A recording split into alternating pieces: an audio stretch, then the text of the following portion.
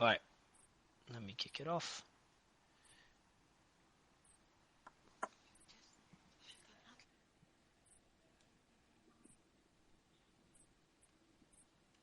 We'll be adding Lindsay as a co-host. I think we've got most of the speakers there. Pierre, good to see you. Lisa, how are you? Aaron, Catherine. Hi. Morning, Mario. Hi guys. So appreciate everyone being here. Dr. Drew, thanks for helping us co-host this. We're bringing Lindsay up as well to help co-host. But it took a lot of preparation to make this happen. I think we had to reschedule it a couple of times when we had urgent spaces come up. So I appreciate everyone's patience. The goal of today's space is to cover questions from the audience. So audience, you can ask questions in the bottom right corner. I know this is going to get very, it could get very polarizing. It could get political as well. And we'll try to cover all the points. We have people that have different theories around different questions, and you'll see a lot of the panelists disagree on many points.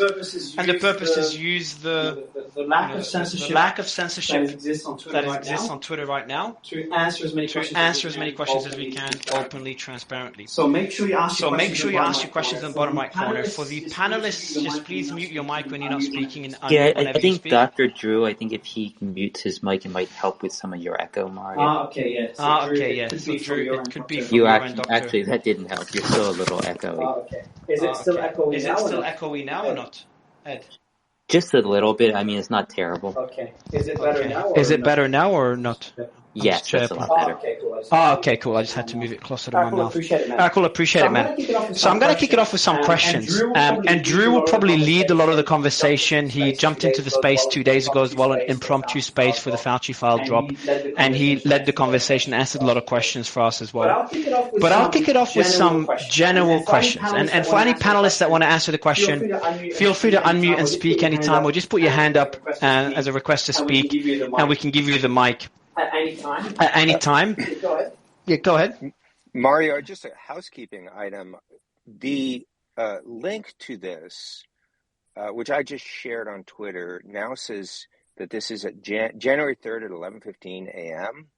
So I don't know if that's going to confuse people about the timing of this and make people not jump on thinking that it's not today. So I'm not sure how the date and time changed on the link, but you may want to fix that. So just first question I have, is my echo ongoing, Aaron? Your audio is okay. It's not great, but it's good enough. I'll try to fix it. So while we're doing the space, I'll fix my audio. In the meantime, so the other space crashed, and that's why we had to create a new one. So that's the issue there. Unfortunately, we see text. Lindsay just came up on stage. Lindsay, good to have you. So I'm gonna fix the mic. But in the meantime, So Aaron, people should be able to see that my space the space has started. And if they're confused by the other one, the team is checking DMs and comments to tell them. But it is a technical glitch we can't do much about, unfortunately.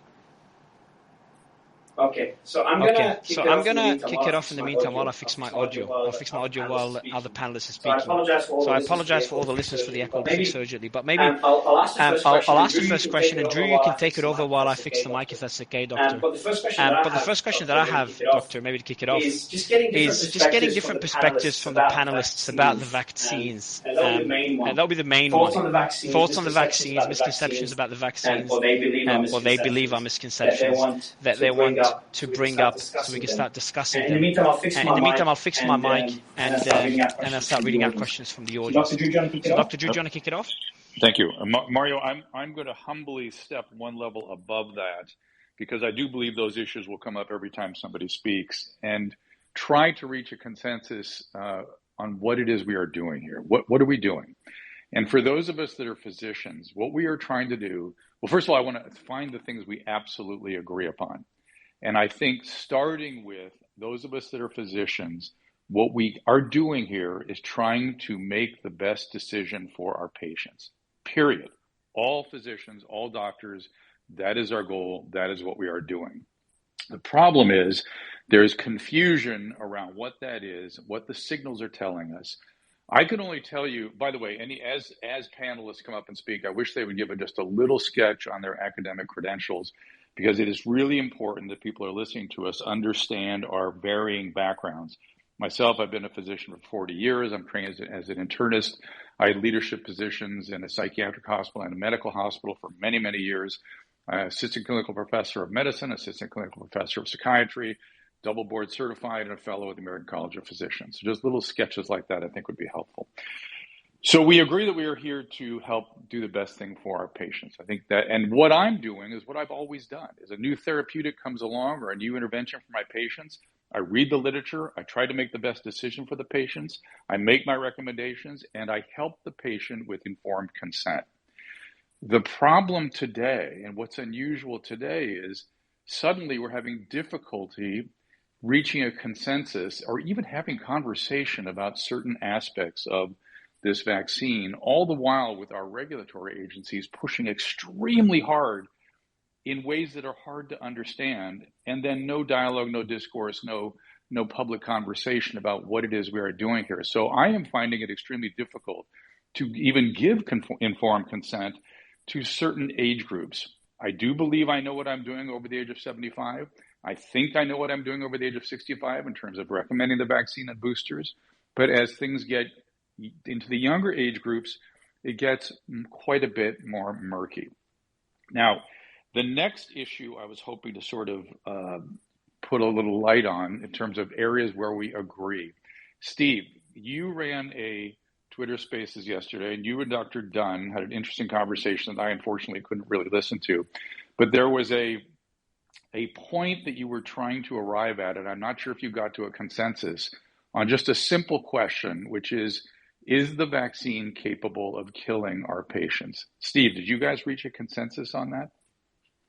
No, I don't think that we did. So I think it's a great question to start off with, because we can talk about all of the facts that support that, and certainly that may get us to some agreement. Maybe everybody agrees that the vaccines can kill people, and then it's just a question of what that number is. And I think that would be probably the most important thing to talk about. And if we can just get past that one question here, we'd have accomplished something really remarkable. I completely agree. And then Dr. Dunn, you were on the other side with Steve, and I didn't quite get your opinion. The question he was asking us today that I thought was a good one was, when we see excess mortality, say within 20 days of vaccine administration, what is that? What are we seeing? What do we agree we are seeing in that group of excess mortality, or any mortality in the 20 days after vaccine therapy? Dr. Dunn. She I saw her there. She glitched out, so we're trying to fix it now. Well, maybe Steve can speak on her behalf since she was talking to you. Can you remember what she was saying to you? Well, she didn't admit anything. She didn't concede any point. She wasn't able to respond to any of the evidence that I suggested. She wasn't familiar with the Schwab paper. And so she didn't have any data backing any position that she had. Is there someone else in our panel that would like to respond to Steve's question, which was essentially the fine point on the question is, if you administer a vaccine and somebody dies within 20 days, what percentage of those deaths do we imagine or do we suspect is a direct result of vaccine therapy? Okay, I wonder if any hands up for that. Steve, do you see anybody that you'd like to address that question to? Well, if anyone raises their hand on that, the number from the Schwab study was at least 20%. And they didn't look at all the patients to determine causality. They just looked at 20% of them and discovered that, yes, there was causality in the 20% that they could stand behind. So 20% was the minimum. And so if people have actual data showing that it's less than 20%, for people who have been autopsied after they die and they've been vaccinated, and you take a random sampling of patients, if anybody has any data that is different than at least 20%, they should speak now. Or if you believe it's impossible for the vaccine to actually induce demise, then my question would be, well, what's the range of adverse events? And these are the basic questions we have to agree upon. Dr. Corey, do you agree with this? Do you know what some opposing opinions might be? They seem to be no one coming up or to help us. Yeah. I mean, I'm sorry, I'm going to stick to this one overall theme. I mean, there is so much data from so many different sources showing rises in deaths at various time periods. There's in the first few days, right? There's a 5-month peak, and overall society-wide increases in mortality. And that, I have any... Is it me, Dr. Drew? Is it me or is he dropping out? It's dropping out. Yeah, Dr. Corey, your internet. Dr. Corey, Yeah. Dr. Corey, you're glitchy. Is your connection bad? I'm not sure how well I'll be able to participate today. I'm in a spot with really poor internet, so I'll just stand by. Okay. Go ahead. So let me. I know what he's getting at, which is on to the next topic, which is that of excess mortality overall, and what is in that population of folks that are dying. Is that vaccine? Is it COVID? Is it COVID plus vaccine? I don't know if you guys can hear me. I can make one more attempt. Can you hear me? Go ahead. Yes. Here. How was that, Doctor? Let me, Dr. Corey, your mic is pretty bad. So I've just removed Dr. Corey now. So go ahead, Drew. Well, I was saying he was jumping into another topic, and that's one we need to get to, which is excess mortality overall, which is up in an extraordinary way. And one of my questions is not, is that happening or what's in it? Because we don't know. Is that COVID? Is it COVID plus vaccine? Is it vaccine? Is it lockdown? Is it some combination of those four or all four together contributing to that? But the really crazy question to me is, why isn't this an international emergency to answer that question? And my fear is, because it requires raising the possibility of problems with the vaccine, people are afraid to ask the question. Dr. Cariati, I want to go to you. You've had the misfortune of raising questions, and you can talk about the consequences. Yeah, thank you, Dr. Drew. So my name is Aaron Cariati, and up until December of last year, I had spent my entire career as a full professor in the School of Medicine at the University of California, Irvine, where I wore two hats. One was as a professor in the Department of Psychiatry, which is my medical specialty. Dr. Drew, just quickly, you've got your mic unmuted, Drew. So if you can mute your mic would be great. Go ahead, Aaron. I think Andrew needs to mute as well. And my other hat was I directed the medical ethics program at the university. I directed the medical ethics committee at the California Department of State Hospitals.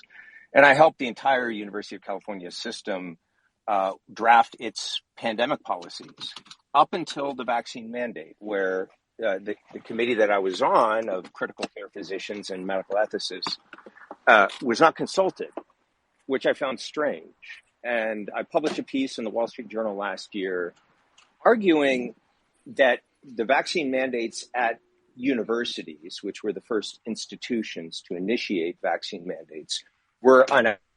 I wasn't at that point talking about safety and efficacy issues because it was very early in the mass vaccination campaign and I was waiting on more data, but I was making an ethical argument that these mandates violated the principle of free and informed consent. And the university went ahead with their vaccine mandate anyways, against my better judgment. And I ended up challenging that vaccine mandate in federal court on constitutional grounds, arguing that it violated our equal protection rights under the 14th Amendment. And before that case was decided in court, the university basically fired me as quickly as they could. They placed me on so-called investigatory leave, and then a month later on unpaid suspension, and a month after that, they fired me. So that was my experience just asking ethical questions and attempting to challenge that particular policy on legal grounds.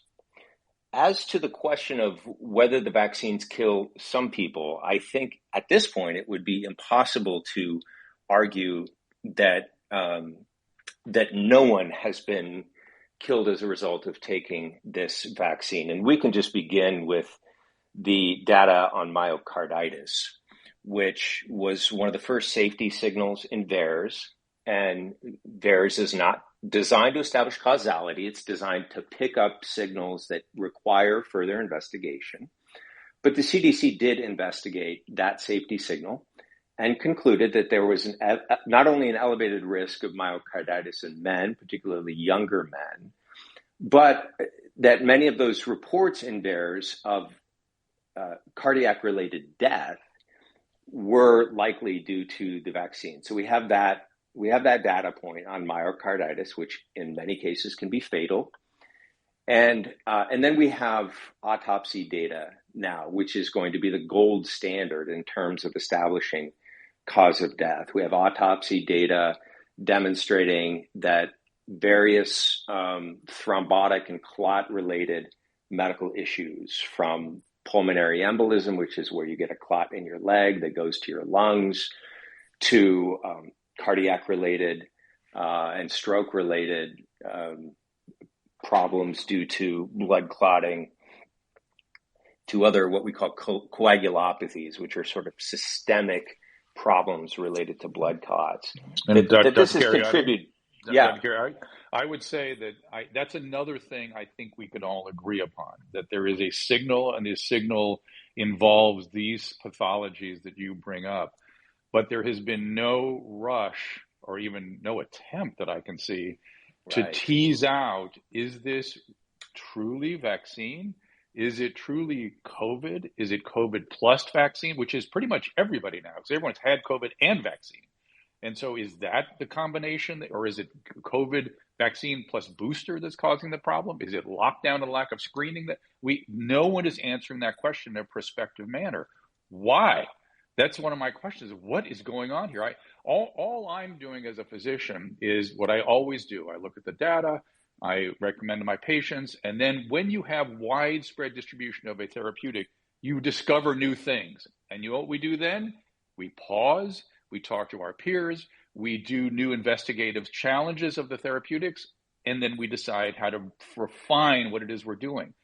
There seems to be no willingness to even discuss pausing, which is just so astonishing to me. It's so contrary to everything in medicine that has always been going done. Do you have a theory what is going on here?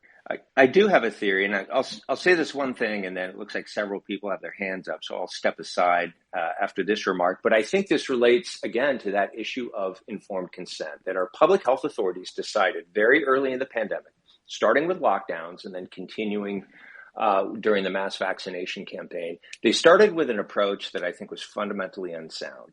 Instead of saying, okay, we have to take complicated and evolving medical information and data and try to translate it into a language that ordinary people can understand and communicate to them what's going on and the risks and benefits of various interventions so that they can make informed decisions for themselves and their families. That would have been a good, sound public health policy.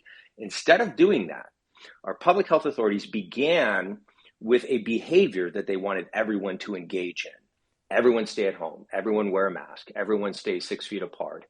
A needle in every arm, whatever. So the behavioral outcome or conclusion was predetermined in advance. And then the information given to the public was only the information that public health authorities believed would be conducive to nudging or eventually with mandates, forcing people to engage in that particular behavioral outcome, right? And so the public health authorities had already doubled and tripled down on a needle in every arm and insisted that the vaccine, in a blanket way, that the vaccine was safe and effective for everyone.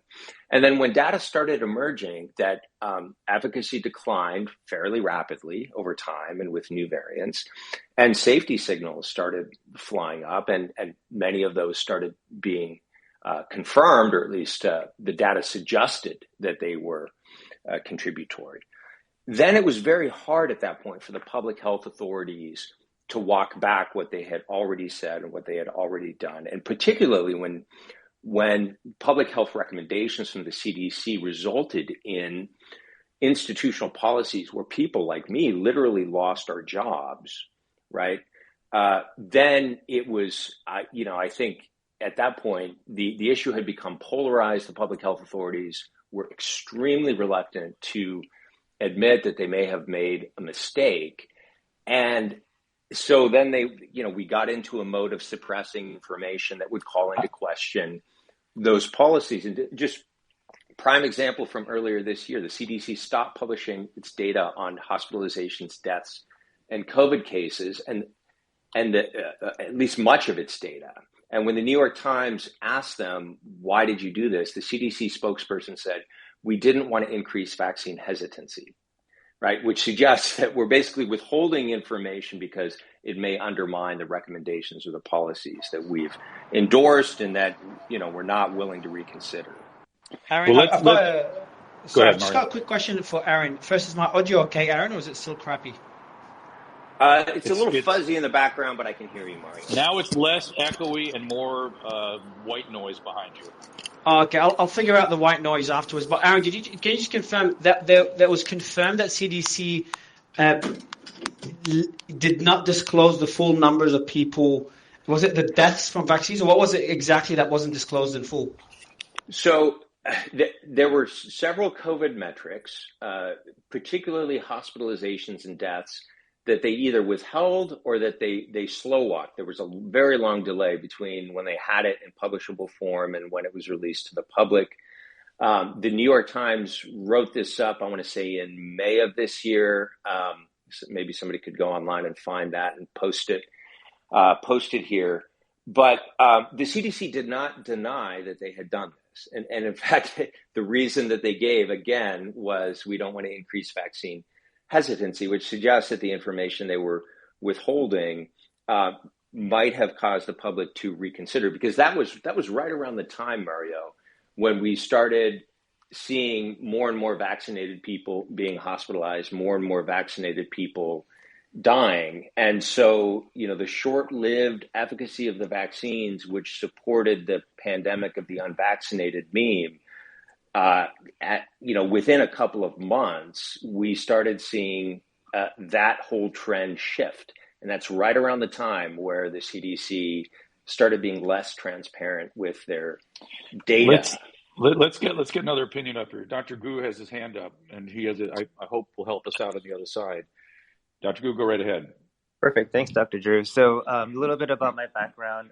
Graduated from Stanford and Duke Medical School, did general surgery residency at Vanderbilt, and have since become a physician entrepreneur, CEO of a startup company that owns several clinics across the country.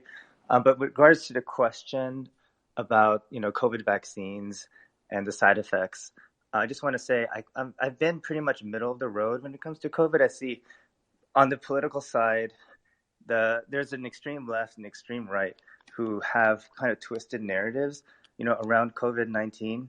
But my middle of the road approach has always been in the very beginning, when they first came out with the vaccine, I thought the process was, much faster than I expected. And so there was a little bit of skepticism that I had as a physician, like the first few days when they rolled out the vaccine, because it was a new technology. Who knows if it, works or not? What are the side effects, et cetera? But since then, from everything I've read in the literature, seen with my own patients in the various clinics, all the statistics that I've seen is that the side effects, while they do exist, like anaphylaxis, myocarditis, they're extremely low in probability and chance compared to all those who benefited from the vaccines. And so I just want to... So let's drill in on that a little bit, because so you and I would agree that over age 75, risk reward definitely comes down in favor of vaccine and boosting. And let's just pause it over 65. Steve Kirsch will disagree with us. He will say that we're seeing adverse events. We just don't recognize them because old people get sick. We only recognize the outside events when it's happening spontaneously in people where we don't expect it. And you're saying in the sort of young male, which is really the group that we're most concerned about, you're not seeing any signals clinically. I'm going to say I've seen a lot. Now, no one has died, but people are getting ablations and people are in heart failure. And I've seen some extraordinary upending of lives clearly vaccine related. Clearly, well, maybe vaccine plus COVID. It's hard to tease out, but definitely in proximity to COVID. You're saying you haven't seen that clinically.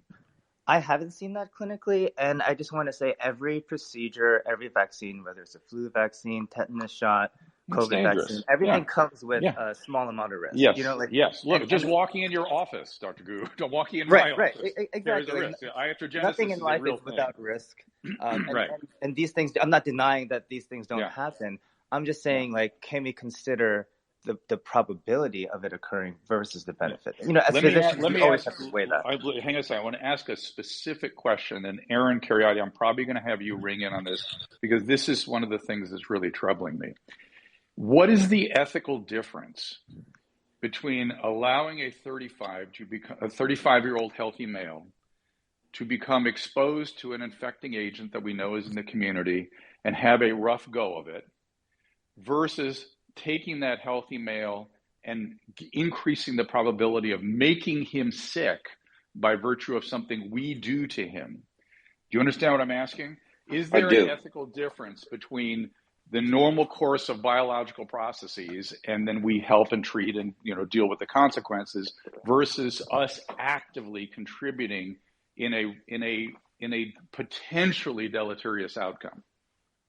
So I think the answer I think the answer to that question depends on the patient and the patient's risk tolerance, which is why this principle of informed consent is so important, and which is why under conditions of uncertainty and under conditions that are, let's say, debatable, right? Do the risks of the vaccine in this particular patient population outweigh the potential benefits or vice versa? We can obviously debate that. And I have my own views on that.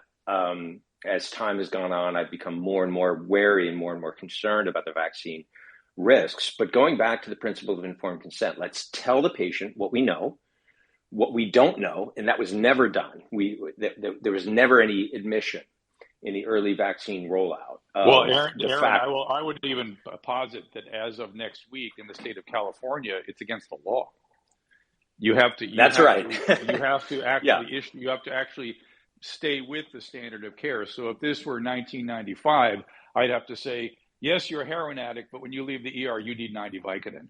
That's the standard of care. This is the same kind of thinking that gives us AB 2098, but I digress. That's right. We could talk about AB 2098 later. I'm actually part of a lawsuit challenging that in federal court as well. So, but set that aside for the moment.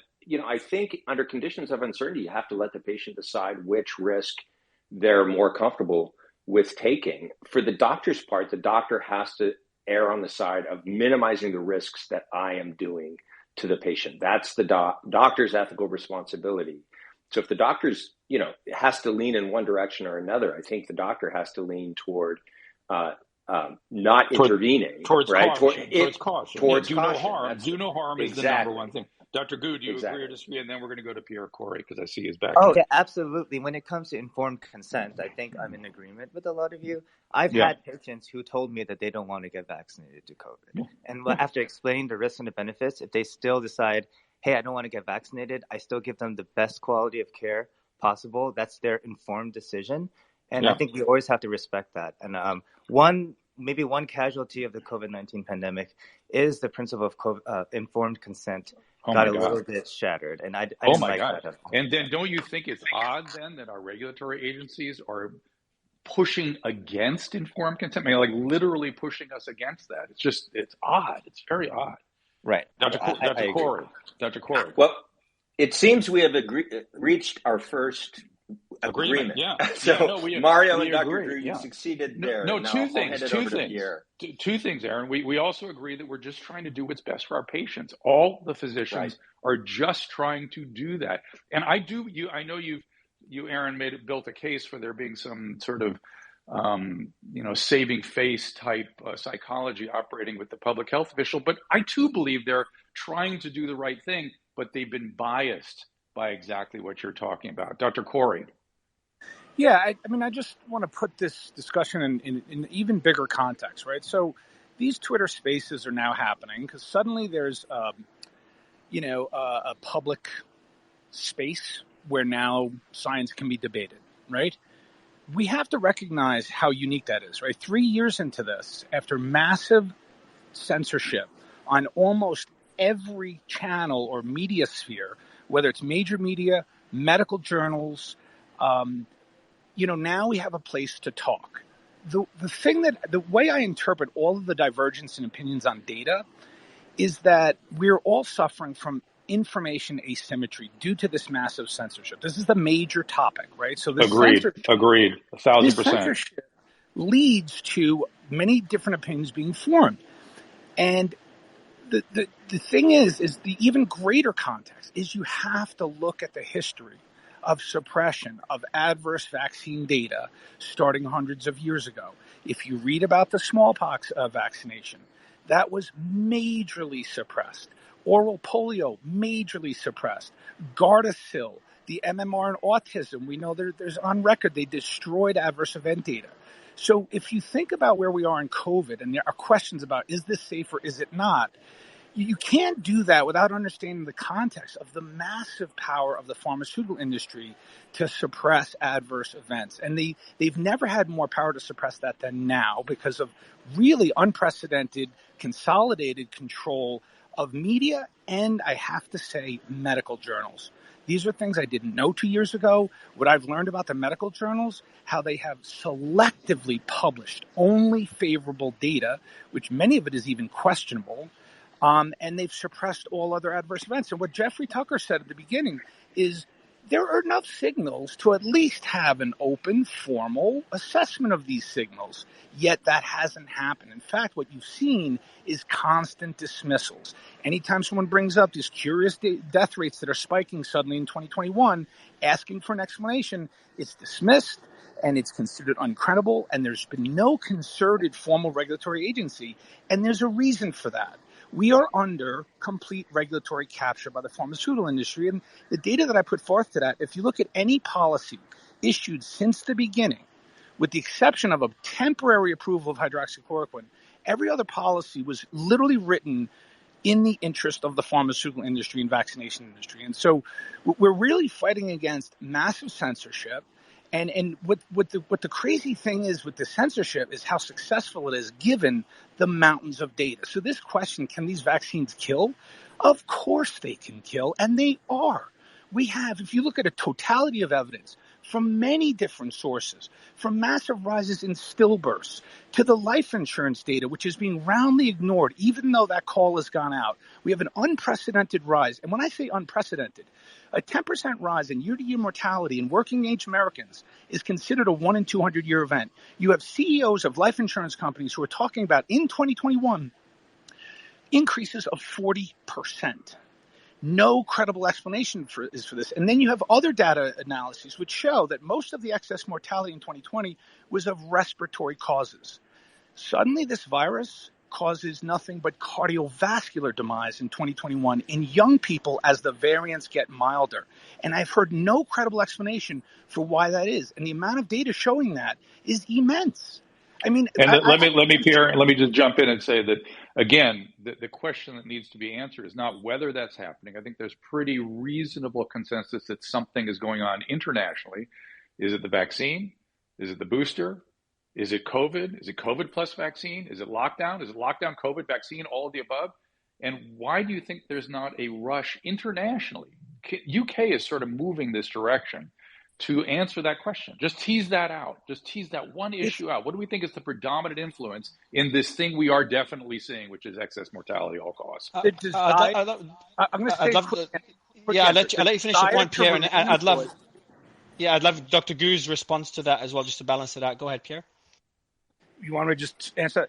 From my opinion, what I've seen throughout the pandemic is the lack of truth tellers is because the desire to remain employed and keep your reputation and career intact has been so overwhelming. There are so few who have been willing to challenge the narrative or to talk about challenging data, and they get punished. I am outside the system right now in private practice because I simply wanted to provide data that I saw that was credible, and no one wants to hear, and anyone who's done that has got attacked. And Aaron Kayati had the same experience. And this is something we established on Monday in the Twitter Spaces, which was this new information that most physicians are employees and are scared of losing their job. Dr. Gu. Yeah, I mean, I would agree with some of the sentiments here that there was a culture of, I don't know if I would call it censorship, but a culture of fear around straying away from what the mainstream narrative was around COVID. I mean, there's no denying that. At the same time, I do want to address some of the points about the myocarditis in younger patients and the adverse side effects of the vaccines. If you look at the data objectively and all the literature, I just haven't seen the evidence that these side effects are overwhelming and that the risks outweigh the benefits of the vaccine. And that's a question I want to have, for those of you who may not agree with me, which is totally fine. Do you really believe that the risks of the COVID vaccines outweigh the benefits to our patients? And in my opinion, I think the benefits do outweigh the risks. I'm not saying there's zero. That's what I obsess about every day. And we can disagree on that, and you can advise your patients accordingly. That's how we practice medicine. Right. But the fact that that is not being answered in a prospective way is astonishing to me. It is astonishing. It is. It is being answered? How? Yes. Okay. Well, for the problem is, of course, these studies are not being done in the United States of America. In fact, UCSF professor Vinay Prasad complained about that when he talked about the Thailand study. The Thailand study was a prospective study. Can I just make another point on the issue of data transparency? So, under federal law, the Aaron, day that the Pfizer vaccine was authorized, the federal government. I don't think he can hear. I don't think he can hear Steve. 1 second, Aaron. Point of order. Let's get Steve's finished, then we'll go to you, Aaron. Yeah, Aaron, you can't hear. Yeah, Aaron, you can't hear Steve, so I'm going to bring you down and bring you back up to fix the Sorry to interrupt. No, all good. Go ahead, Steve. Steve, go ahead. So in the Thailand, they actually did a prospective study. So I'm confused when Dr. Goose says that there's no data. The Thailand study was off the charts. The Thailand study looked and followed 301 teenagers aged 13 to 18. It's published in, I think it's published in a peer-reviewed journal, but if not, it was definitely highly respected because it was a prospective trial that was extremely well done. Vinay Prasad looked at it, and he's a stickler for details, and he was extremely impressed with this trial. And he mentioned how disappointed he was that no such trial exists in the United States because we don't want to know. But what that Thailand study showed prospectively is that the kids were healthy before, and that 1 out of 29 boys developed myocarditis. 1 out of 29 teenage boys developed myocarditis. So that's the risk. And the other risk is that almost 30%, it was like 29% and change, had expressed cardiac damage indicators, so higher troponins and so forth, that you should never see in a vaccine. Right. So the benefit, we talk about the benefit. There's no benefit. There is no, there's only one. Hang on. There's only one death per million in that age group, and so to see a benefit, like how are they even going to show that? Right. So that's exactly the question that needs to be answered.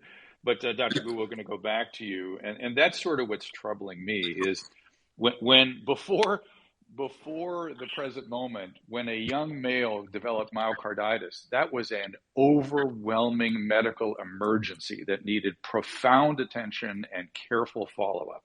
Now, I do know there's some data that suggests that vaccine-related myocarditis may not be as bad as viral myocarditis, though there is data disputing that.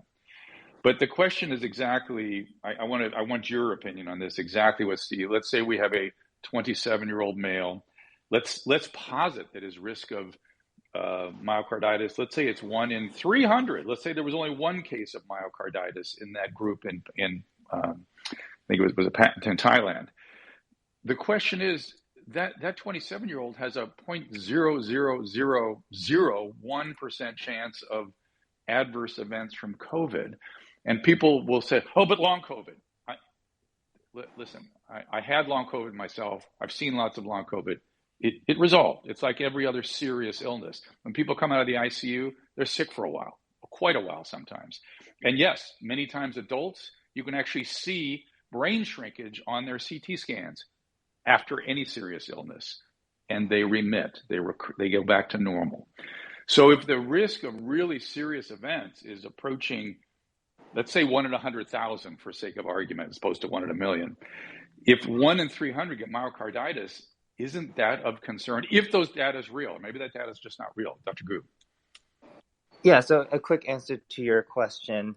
I think that's where informed consent really comes into play. So if the patient understands the benefits and the risks based on the best available data, and they still decide to, get vaccinated or not get vaccinated, that's up to the patient. It's our job as physicians to give them our best understanding based on, the data and the literature and the science as to what's the, benefit to risk ratio for the patient. And then when it comes to the studies, I would just say, as all of us learned in medical school, you can find an article supporting your position if you search hard enough.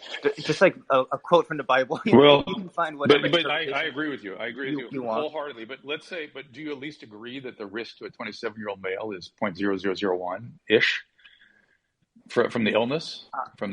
So I would have to kind of do another, real deep dive into the latest research into that and see what the actual statistics is. I don't know that off the top of my head. So, I can kind of take your word let's for do it. this. Let's do this. I see Anish with his hand up, the cardiologist. Let's see what the cardiological community is seeing or concerned about. Anish. Yeah, thanks, Dr. Drew.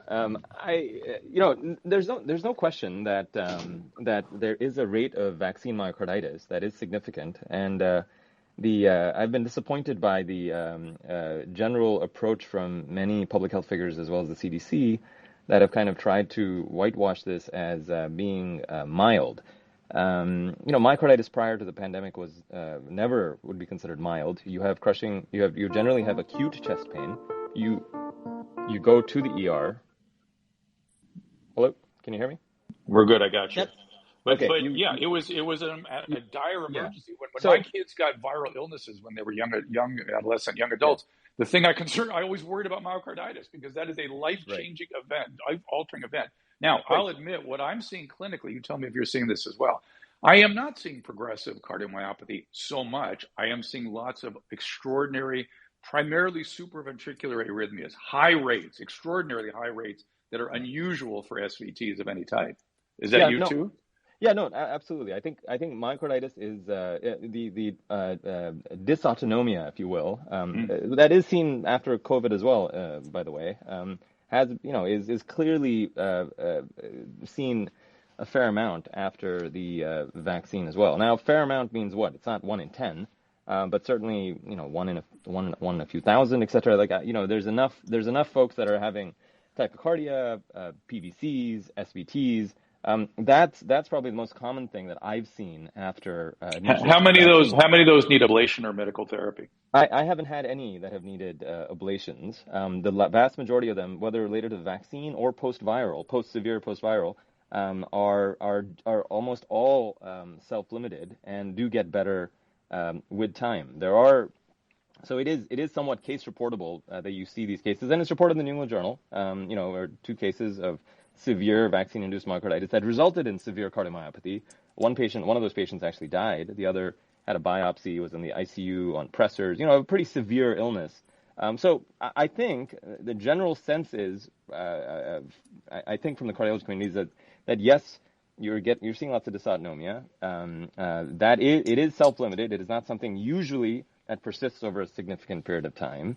And the same thing applies for COVID. But just to push back just a little bit to this idea for Dr. Gu, it seems highly credible, at least based on real world observation from a busy cardiologist, as well as based on multiple different data sets, starting in April 2021 with the Israeli data, as well as the DoD data from the U.S. Right. So this isn't just one cherry picked trial, one cherry picked study about myocarditis rate. This is a vast array of data from multiple different countries, us as well, that suggests that the rates of vaccine, specifically mRNA vaccine myocarditis, are not small. We're talking about rates of 1 in 3,000, 1 in 5,000, 1 in 7,000, which is not small when you're talking about a recommendation to vaccinate every single person over the age of 12 or what have you. By the way, those rates I'm talking about are peak rates in 16 to 17-year-olds, at the young men category, that seem to be at highest risk, especially after the Moderna vaccine. So anyway, but again, I think, weighed against the actual risk of the illness. That's the part that's important. And that's what I was just going to say. I think it is. I mean, it's fairly credible, and I have trouble believing that when you have a rate of myocarditis of 1 in 3,000, 1 in 5,000, 1 in 7,000, some people say that it may be lower. That Thai myocarditis study is subclinical myocarditis, and there's some, that's another debate about subclinical myocarditis, which I won't get into. But simply just talking about clinical myocarditis, okay? It seems unlikely that a healthy young man who's 17 years old is going to have more than a 1 in 5,000, 1 in 6,000 risk of being hospitalized from getting COVID, all right? I think it's relatively clear from April 2021 that we should recognize a signal of significant clinical myocarditis in young men, and we should have probably reacted in some ways to that signal by making sure we were doing proper informed consent, number one, or even as many other countries did, say, hey, look, you know what? Unless there's something specific mitigating about you that makes you very high risk, we should probably not give you the Moderna vaccine, which is 3 times the mRNA dose of the Pfizer vaccine. So there were lots of things to do that for some reason we didn't do because we were so scared to say anything against the vaccine. And again, I'm speaking as somebody that ran a vaccine clinic that, I'm pretty sure there aren't that many cardiologists that directly put more vaccines in people's arms. So I'm not some, massive vaccine skeptic. I had a high-risk population, and I ran a vaccine clinic for many, many months when the vaccines became available. But we clearly got some things wrong, and that's unfortunate. Yes, I just want to go ahead. I just want to make a quick comment on that. When we look at these studies, I think it's really important, and this especially goes for those who aren't physicians or aren't as well-trained in science too, is we need to look at the total number of patients in these studies. That gives the power of the study. So the things that I like to go with are the ones that have, maybe upwards of 100,000, 200,000 patients in the New England Journal, like randomized controlled trials that takes a look at the incidence of myocarditis, the incidence of anaphylaxis, the incidence of all these risks that you guys are talking about, weighed against the benefits. And if you look at the biggest and largest randomized controlled trials, it shows that the risks are really, really small compared to the benefit. And that's just a comment I want to put out there because I know you can find studies that tell you whatever you want. Yeah, Dr. Gu, I'll just say that, Dr. Gu, that the randomized controlled trials were clearly not large enough to capture the rates of vaccine myocarditis that you ended up seeing in young men. So fine, if you want to do an RCT to prove safety, then make sure you have, if you're talking about a rate of 1 in 5,000, say, of vaccine myocarditis in young men, how many patients are you going to need to do an RCT? I mean, how big of a trial are you going to need with 15 to 20-year-old young men to do that study, right?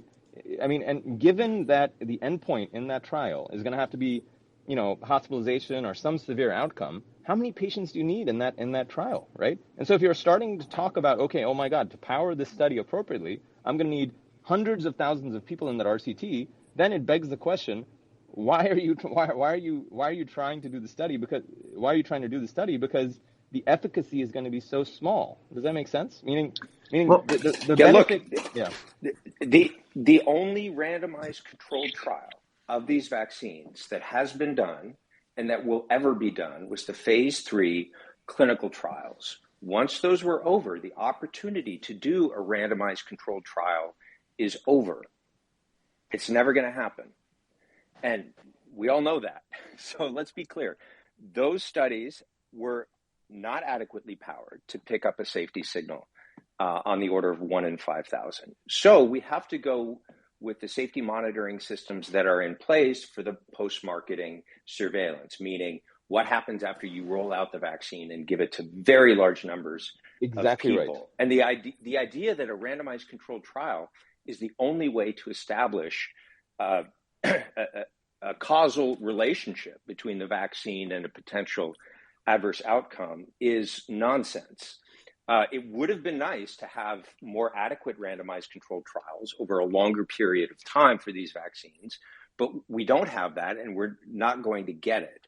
So it's clearly established beyond reasonable doubt that cigarettes are associated with cancer. There's never been a randomized controlled trial establishing that cigarettes cause lung cancer, but we all know it. It's all, it's acknowledged by everyone because there are other ways through, there are other statistical methods, other study methodologies that, with cumulative evidence over time, can definitively establish that there is a causal relationship. I just want to jump in because we have hands up, but I agree with you. And let me just say, for just a quick, those of you that aren't physicians that are listening to this conversation, this is the way doctors normally talk to each other. And we have not done this in 4 years, 3 years. It is so refreshing to hear my peers challenge, talk, back and forth, raise these issues. I feel like a weight is off my chest. So thank you, all of you, for engaging in this conversation. But I'm going to run over to Pierre, Corey, and then Steve, because Steve has come into the VAERS data. Really quick, Dr. Drew, really quick, just because you just mentioned that about being 3 years without having these conversations, Dr. Gu said something about there wasn't censorship. I just wanted him to follow up with that statement, if that's something that he believes. Dr. Gu, he said he wouldn't call it censorship. He wouldn't call it censorship, he said. Yeah, I said it wouldn't call it censorship, but there's definitely this culture of fear to toe the mainstream line. I felt that. I think everyone else has felt that too. And there was a risk of ostracism if you didn't toe that line. But there were accounts removed from Twitter. Doctors' accounts were removed, suspended from Twitter. So I would say, so the point I wanted to make on this exact issue is, I would say the thing that explains a lot of our differences of opinion, I'm going back to a point I already made, but I want to key in on the published literature, because I think Dr. Gu, what I think the difference between Dr. Gu and myself, for instance, is how I look at the published literature at this point, 3 years into COVID, and the way I looked at it before. How I look at high-impact medical journals. Having studied this disease and having seen policies so divorced from actual data, and when I look at what's published in the journals, particularly high-impact journals. So, Dr. Gu, you made this point about you haven't seen, credible evidence or evidence showing, these, definitive high rates with large studies. I'm going to tell you my opinion, and this is just something I've come to in COVID, is that if there were such a study, it would not be published in a high-impact journal, and if it were to see publication in that journal, it would be attacked, discredited with fact-checkers, and or retracted. We have numerous examples of studies really calling into question the safety of the vaccines, which have been retracted after peer review. We've seen the same with ivermectin, hydroxychloroquine. I mean, this is an attack on science. And I think the difference, Dr. This is what I'm just going to say, is that I think you have retained an implicit faith in our institutions of society, like our scientific institutions, agencies, and journals, which it no longer merits.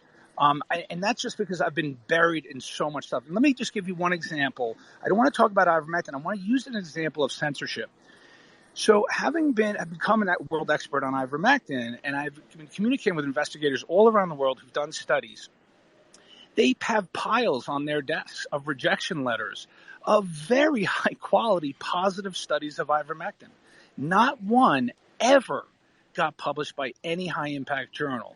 The only ones that were published were demonstrably fraudulent ones done by pharma-supported investigators. And so unless you recognize that's happening in science, what I see in the journals is a very curated view of favorable data. Remember, pharma, which is the single greatest practitioner of disinformation campaigns out of all of industries, they're also the largest industry on earth. They've been doing disinformation for decades. They have the journals. Editors of New England Journal, Lancet, over the last 20 years, they've written books saying that pharma has control of those journals. So when we have these data discussions, unless you recognize that wider context, it's going to be like I think you or Anish said, yeah, you can always find a study which proves your point versus those. But I will tell you, that landscape is even more muddied because the predominant ones that hit the newspapers come out of the high-impact journals, and Pierre, there's a widespread narrative. I'm done there. Agree. Lots of hands up. I want to get to it. Let me just, my own experience was I was absolutely not aware of what you were talking about until the Danish mask study, which I remember the discussions and the energy around the Danish mask study. They finally were going to answer the question prospectively in an excellent, well-designed study about masks. In the New England Journal, all of a sudden the New England Journal refused to print it. Then JAMA refused to print it. And then it went into Annals, and it was a negative study on the mandates for masks. That was the first time I became aware that something was going on. How does that relate to pharma, though, if it's a study relating to masks? I'm just saying that for some reason, I'm not agreeing or disagreeing with Dr. Corey. I'm just saying it was the first time I became aware that the journals I rely upon may be adulterated. How they're adulterated, are they afraid, like everybody else is, to say something that doesn't go with the common discourse? I don't know, but would you, Doctor, before we go to other panelists with their hands up, would you agree with the statement? Because a lot of people are asking that question, and for the audience, we'll be bringing audience questions shortly to all the panelists. But Drew, one question that the audience is asking is the amount of power that big pharma has, and there is that conception. And there's a lot of obviously. I would say one thing. I would just say one thing. Disavow the notion that Snidely Whiplash is showing up twirling his mustache with a bag of cash. That is not happening. Okay? What is happening is that there is an extraordinary relationship between the individuals that serve on our regulatory agencies, who then end up in authority positions at pharma. And there is flow of capital in sort of extraordinary directions out of pharma into regulatory, and as Pierre Corey said, into the journals and into the funding of research. This has been a result of us not being willing to fund research, and so it had to go to the private sector. It's nobody's fault. It just happened. And there is now an extraordinarily cozy relationship that has to bias things. It just has to. There's not a bad person. Everyone's trying to do their best. When I have friends that work in pharma, they are extraordinary scientists. They go, raise their children, and they want what's best for patients too. But they are biased by these relationships. What comes to light is biased by these relationships and the flow of capital. Steve, back to VAERS. All right, I want to make 7 points, and I'll make them quickly, but I think they're very relevant. Please. Okay. So on masks, there also, of course, BMJ talked about the fraud in the mask study, where the journals wouldn't publish it until they changed the paper. The same is true for the Bangladesh study. There have only been 2 randomized studies on masks. The other one was the Bangladesh study. Science published it. They refused to consider calls to retract or correct it, which was based on obvious flaws. They wouldn't even respond to any criticism. So these journals are being driven by the narrative. They're not being driven by necessarily drug companies. The second point is that Peter McCullough and Jessica Rose wrote a paper. It was peer-reviewed. It was then subsequently retracted by the publisher. This was on myocarditis. Now, Peter McCullough is one of the top people in the world on myocarditis. The publisher refused to say any reason whatsoever for retracting that paper. I have number 3 question for Dr. Gu. Before we go to so Steve, before we go to the question for Dr. Gu, so in terms of the Bangladesh study and the Danish study about masks, why do you think they were suppressed? People are afraid. They're afraid. They were not suppressed. The editors refused to publish them for fear of retribution. You cannot imagine the fear. Dr. Gu pointed out the culture of fear, whether you want to call it censorship or not. Physicians froze in place and were scared to do anything that didn't comply with I hate to use the word narrative, I'm trying not to, because biological sciences don't have narratives. There's no such thing as a narrative in science. There is a probabilistic understanding. That's like, as I said the other day, it's like the narrative of trying to explain how clouds behave. There's no narrative. There's just math. There's just data. There's just biology, and that's how it works. And actually, my poor Dr. Gu is taking this all on for himself. I'm sure he didn't come in here to do this. And in reality, he agrees with. We all kind of agree, sort of in principle, what we're doing. We're just getting into the weeds here that we're disagreeing on. But Steve, finish up. Okay. So the Bangladesh study was, by the way, it was the opposite. They got it published immediately in Science, and then people looked at it, and I've had all statistics looked at it. We did all sorts of analysis on it. It was very flawed. It showed no signal whatsoever, and Science refused to consider that the paper might be wrong. So it works both ways. So my number 3 was my question for Dr. Gu is, you just stated that for any study you could find a counter study. Okay, so please tell us, where is the counter prospective study showing that the Thailand paper, which was published in a peer-reviewed medical journal, is wrong? You said for every study there is an opposite study showing Steve, I'm going to push back. We said it's not sufficiently powered. Both Anish and Dr. Gu and myself. That's not what he said. Dr. Drew, he said specifically, for every study there is an opposite study. Well, he quoted a New England Journal. I'm going to try to stay with Dr. Gu because he's on his own here, and I feel bad. But he did report a New England Journal study. Go ahead and report that, Dr. Gu. A prospective study. I'd like to see that. There have been several large powered studies in the New England Journal, Lancet, and others. I know there's I guess the opinions in the crowd here is kind of like being very skeptical of those, and that's fine. That's for another debate. But the one study that I want everyone to kind of think about, for better or worse, we're all part of this randomized controlled study. Hundreds of millions of vaccines have already been given out, right, across the world. And after all of that has happened, I haven't seen an epidemic of myocarditis. You guys can, probably there's going to be a debate on this, but I haven't seen people dropping dead with myocarditis. Name a cardiologist in the entire world where his rates of myocarditis went down after the vaccine. There hasn't been a sufficiently powered study that I have found. No. Name a cardiologist.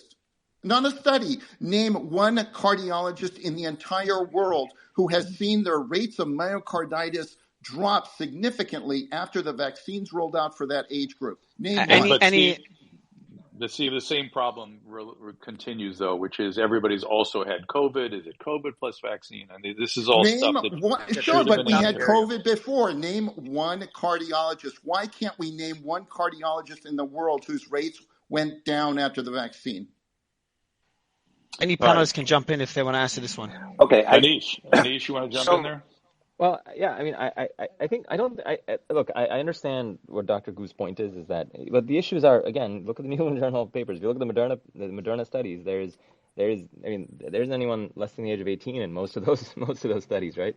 And if you look at the 18 to 65 group, there's 7,000 people, right? So what Dr. Cariati said is absolutely right, Dr. Gu. I mean, the general approach to a mass vaccination program, you can never do a large enough RCT to make you feel comfortable about being safe. Polio was 1.2 million kids with a hard endpoint. And even then there were problems. And because of what we learned from polio and smallpox, right, which do have adverse events, we created a system to catch events. So it's these post-marketing, surveillance systems, whether it be VARS or whether it be VSD. And again, but Anish, let me reframe his position. Yeah. And Dr. Gu, I'm sorry, I'm trying to give you a little bit of support here, but no problem. He's essentially saying, look, there's been billions of vaccine given. We're seeing some myocarditis, but I'm convinced that the amount of myocarditis is probably balanced at least well against the potential adverse outcome. Hang on, Steve. Against adverse outcomes from COVID. I'm more concerned about COVID. I'm worried about long COVID. Right. We really not brought any data in on that side. We've all been talking about the myocarditis and not the COVID side. But go ahead. I'm waiting for the paper, the prospective study. It's not coming, Steve. It's not coming. Sorry. No, I hear that. Okay. Well, then he should acknowledge that his statement was untrue. Well, Anish, go ahead. Anish. Well, I'm just same with the censorship. you're not going to have. I don't think you're going to. I don't think this answer. You're not going to have these answers with RCTs, unfortunately. But again, I go back. It wasn't an RCT. Hold on. Hang on, Steve. Hold on. Keep the In answer to conversation going. in answer to the specific question Dr. Gu is asking here is that okay? You have to then, and this touches on what Dr. Drew brought up earlier too, right? We do have a sense of how risky. For a healthy 17-year-old encountering SARS-CoV-2 in the wild in 2021 and 2022 is correct.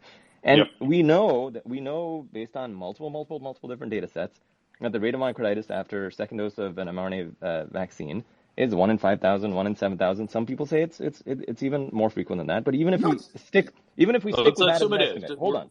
Suppose we stick with that as an estimate. I understand. I've written extensively about the Thai study, so it's not that I don't understand that subclinical myocarditis. But anyway, if you stick with a 1 in 5,000 estimate for clinical myocarditis, you have to convince me, Dr. Gu, and others that for a healthy 16, 17-year-old kid, the risk of severe events after encountering SARS-CoV-2 in the wild is going to be worse than 1 in 5,000, 1 in 7,000. I don't find that to be credible right now, for sure right now. I mean, and the question is, how far back do you go where you say, okay, the risk is going to be higher than that? And Anish, I think we're entering something kind of interesting here, which I've noticed, which is I don't know the risk tolerance of a pediatrician. So our pediatric colleagues, first of all, they're largely populating public health positions, and I've seen them talking about the adult condition SARS-CoV-2 with extreme lack of understanding about what they're talking about. By the same token, I don't understand what their risk tolerance is for children and adolescents. They may have a much lower risk tolerance than we do as adult physicians. In other words, the 1 in 100,000 severe COVID to them might be a really, really big deal that has to be attended to. You know what I'm saying? It's a different discipline.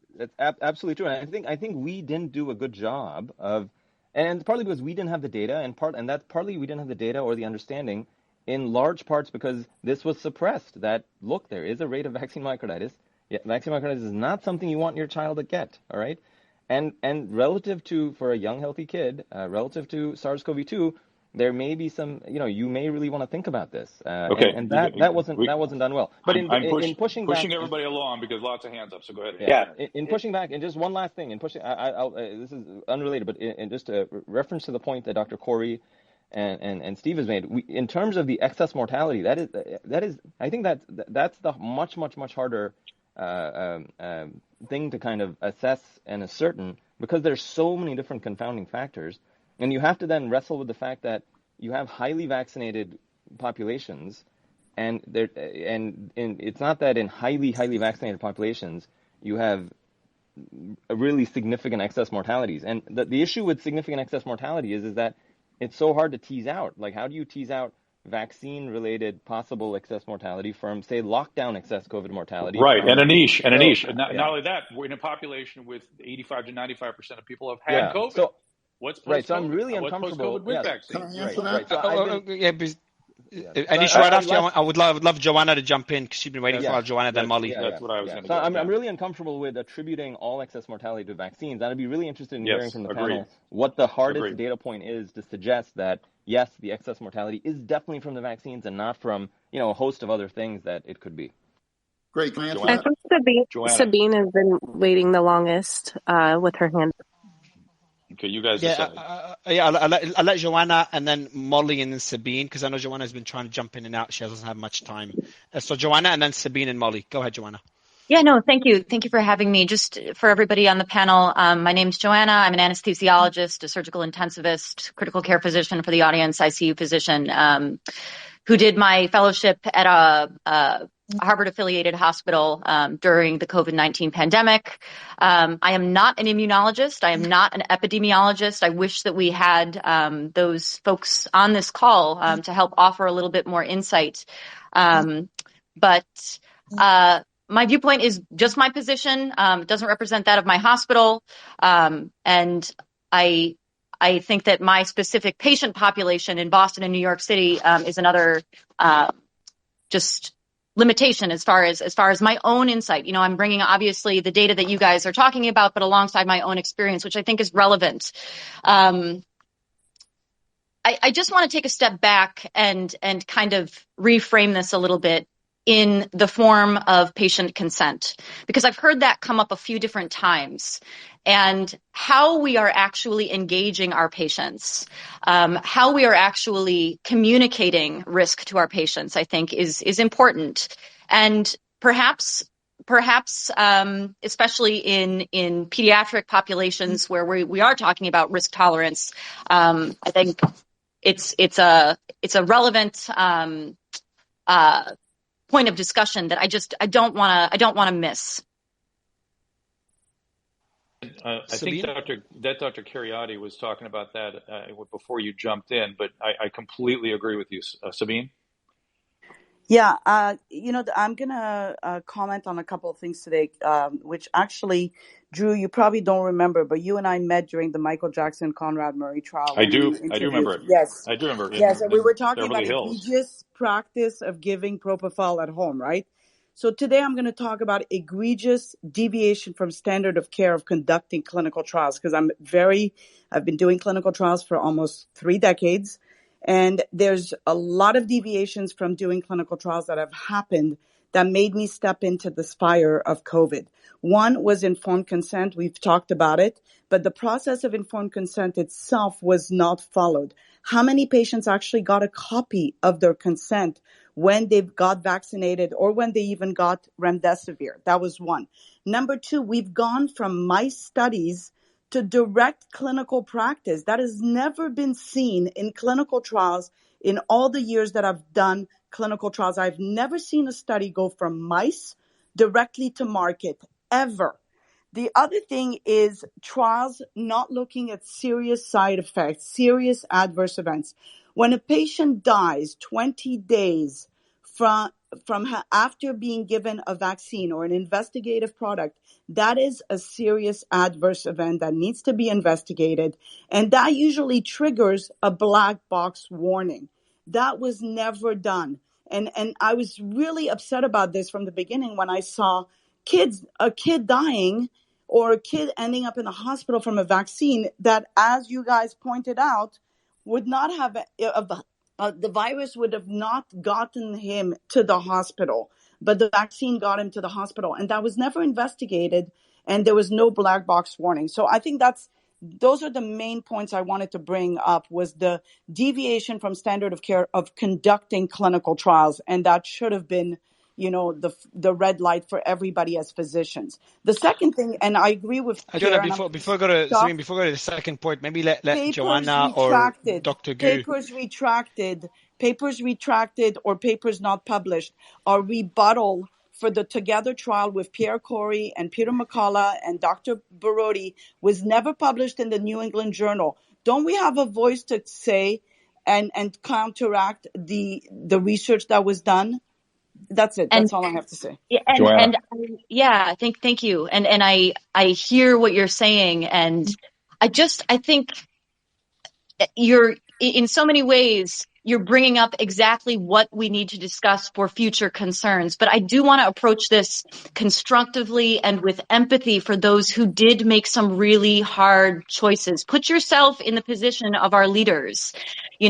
How were they supposed to protect the American people at the height of... Joanna, let me, I agree with it. We rushed to it, and I didn't disagree with rushing to it. We needed to do something, but why can't we pause now or even discuss that there might be an excessively rigorous push to vaccinate people for whom the risk benefit is not clear?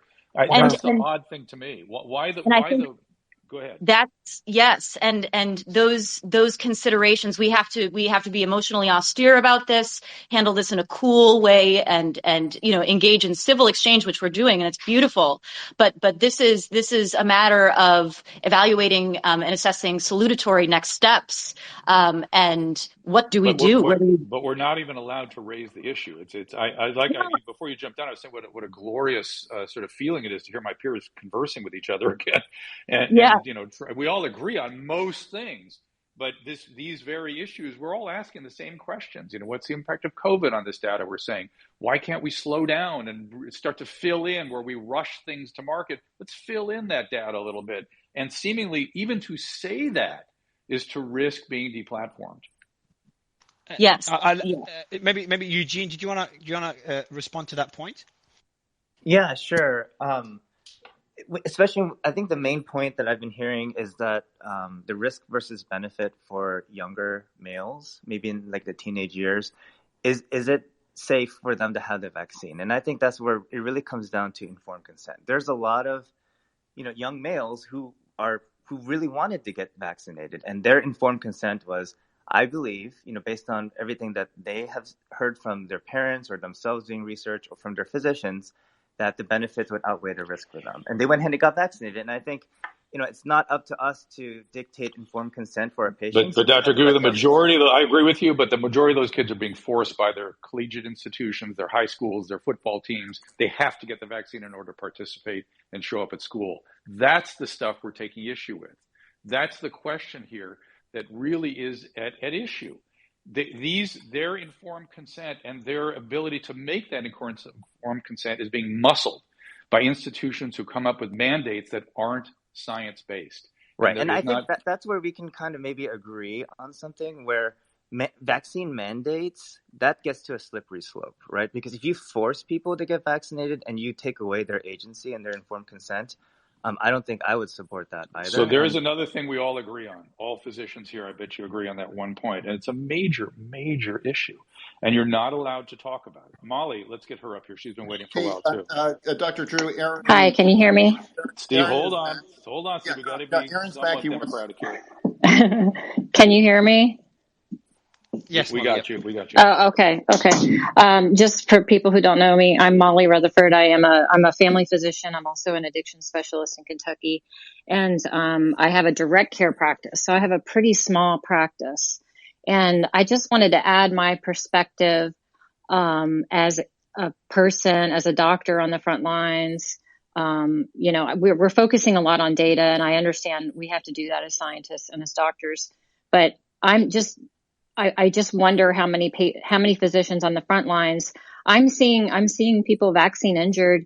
I started seeing very early on people who I probably would not have recommended the vaccine for. I never provided any shots in my clinic, but went ahead and got the vaccines because they were teachers or they were on the front lines, and so they felt like they needed to get it. People with shingles, Bell's palsy, I haven't seen, I had one case of myocarditis in an 11-year-old, but it's unclear that it was the vaccine. So I just want to focus on, some of these adverse effects that we're seeing from this vaccine. While they might not be life-threatening, they are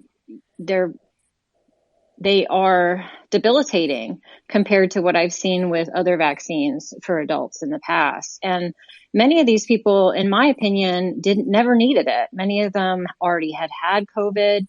Many of them were young, they were healthy. And that's basically why I decided not to get it. I had just had COVID and barely had any symptoms. So why was I going to get a shot that I was witnessing, taking people out for days? They couldn't go to work. I'm just wondering if there are other frontline doctors who are seeing the same things. I just wanted to give that perspective. Yes, that's why, that's what causes, right? We trust our clinical impressions. Our clinical impressions really, Mario, our clinical impressions really are what we learn to trust. The literature is always behind our clinical impressions. And that's when I turned to the literature, because I was seeing a lot of this stuff myself.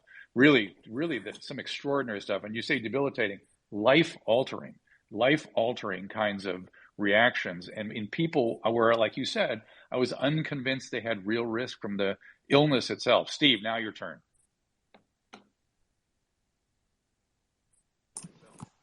Can I chime in here, Drew? Yeah, sorry. Steve, real quick, and then Aaron. Steve, then Aaron.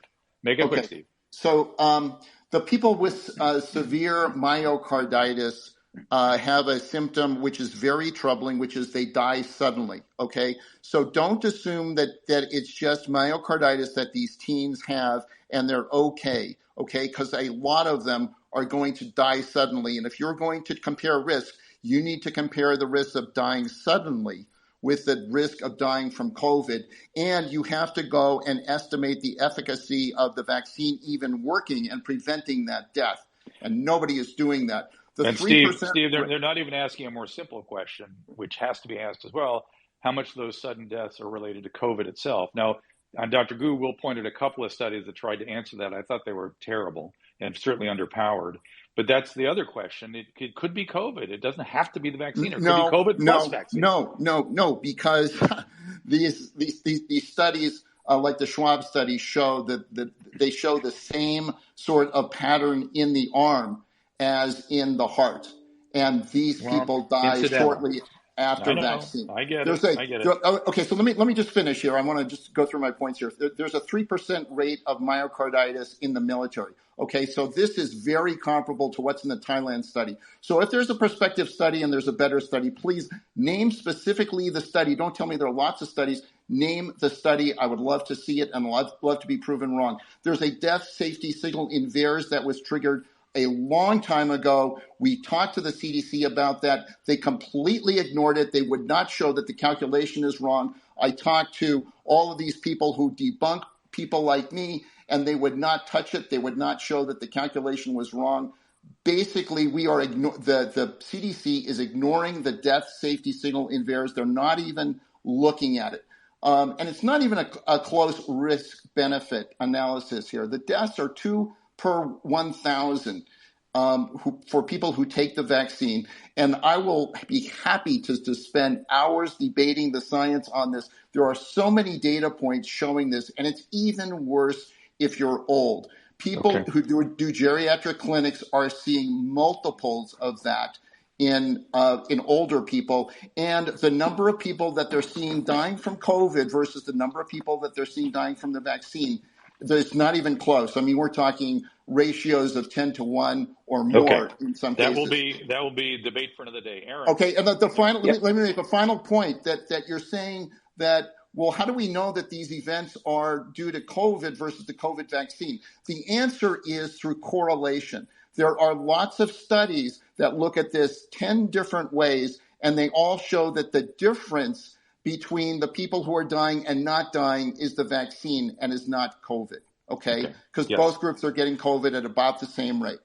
Positive. Aaron. All right. Yeah, thank you. I want to Google Earth up a little bit and provide some big picture context and synthesis. Number one, I'm glad everyone seems to agree that informed consent is a good thing. I'm wondering where my physician colleagues were a year ago when I got fired for trying to uphold that principle during the vaccine mandate fever. But there were a couple of basic the 2 most important epidemiological facts about COVID were known in March of 2020, very early on. One was the infection fatality rate, which was 0.2%. My colleague Jay Bhattacharya and John Ioannidis at Stanford established that in the Santa Clara study, and that number has been replicated all over the world countless times. Nobody doubts that that's the actual infection fatality rate, much, much lower than what the WHO initially reported of 3 to 4% of people who get infected with COVID are going to die, which of course was a terrifying number. So we knew that in March of 2020. We also knew the age gradient, which is the second most important epidemiological fact about COVID, that the vast majority of those deaths were over the age of 70, and that a very small number of those deaths was in people under the age of 50. We also know that healthy children do not die of COVID, period. There's no exceptions. There's no case reports even taking exception to that. Any children who have died of COVID have severe comorbidities on the order of what would put them at risk of dying from influenza or even the common cold. And children do die of influenza every year, and even the common cold when they have severe cardiorespiratory problems. Those 2 facts were not highlighted in 2020 when we had a one-size-fits-all policy regarding masks, regarding lockdowns, regarding school closures. We treated everyone as though they were at equal risk of COVID.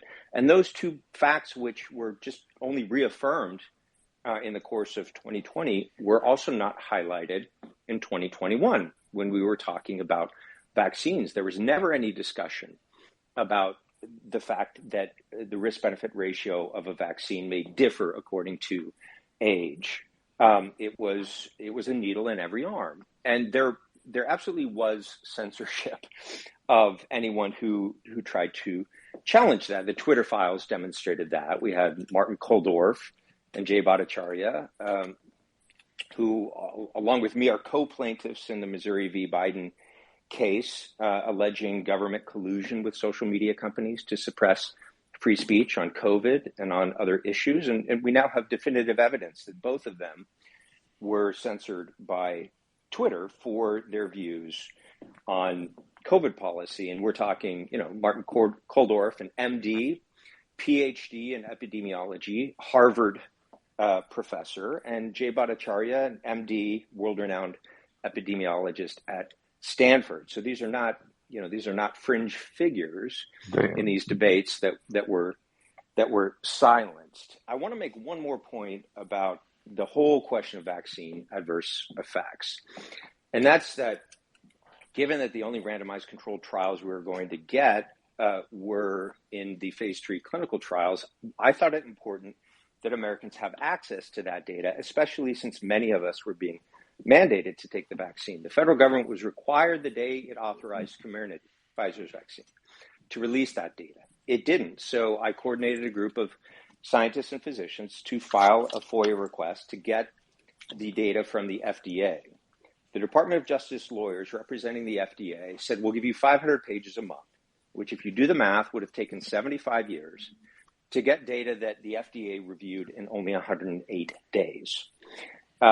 Pfizer then intervened and said, allow us to redact the data before it's released, which was not surprising given their own interests there.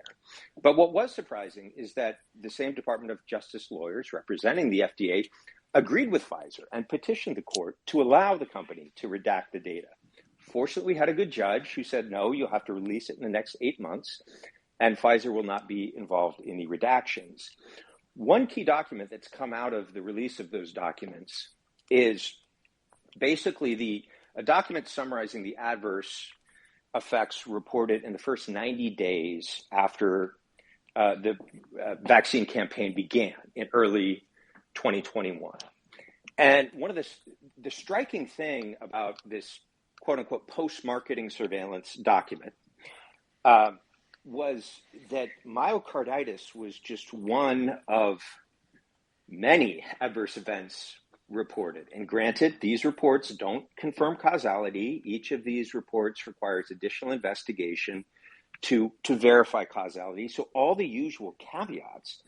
But there's an appendix in this document with 9 solid pages of text, wall-to-wall text, listing different types of adverse effects reported from the vaccine. I have never, as a physician, looking at the research literature, I've never seen anything like this in my 20 years as a physician. I mean, it was really staggering. And what was striking is that more or less every organ system in the body was potentially implicated. So I know that we're getting down into the weeds on the question of myocarditis, and that's good. We should be having those robust debates.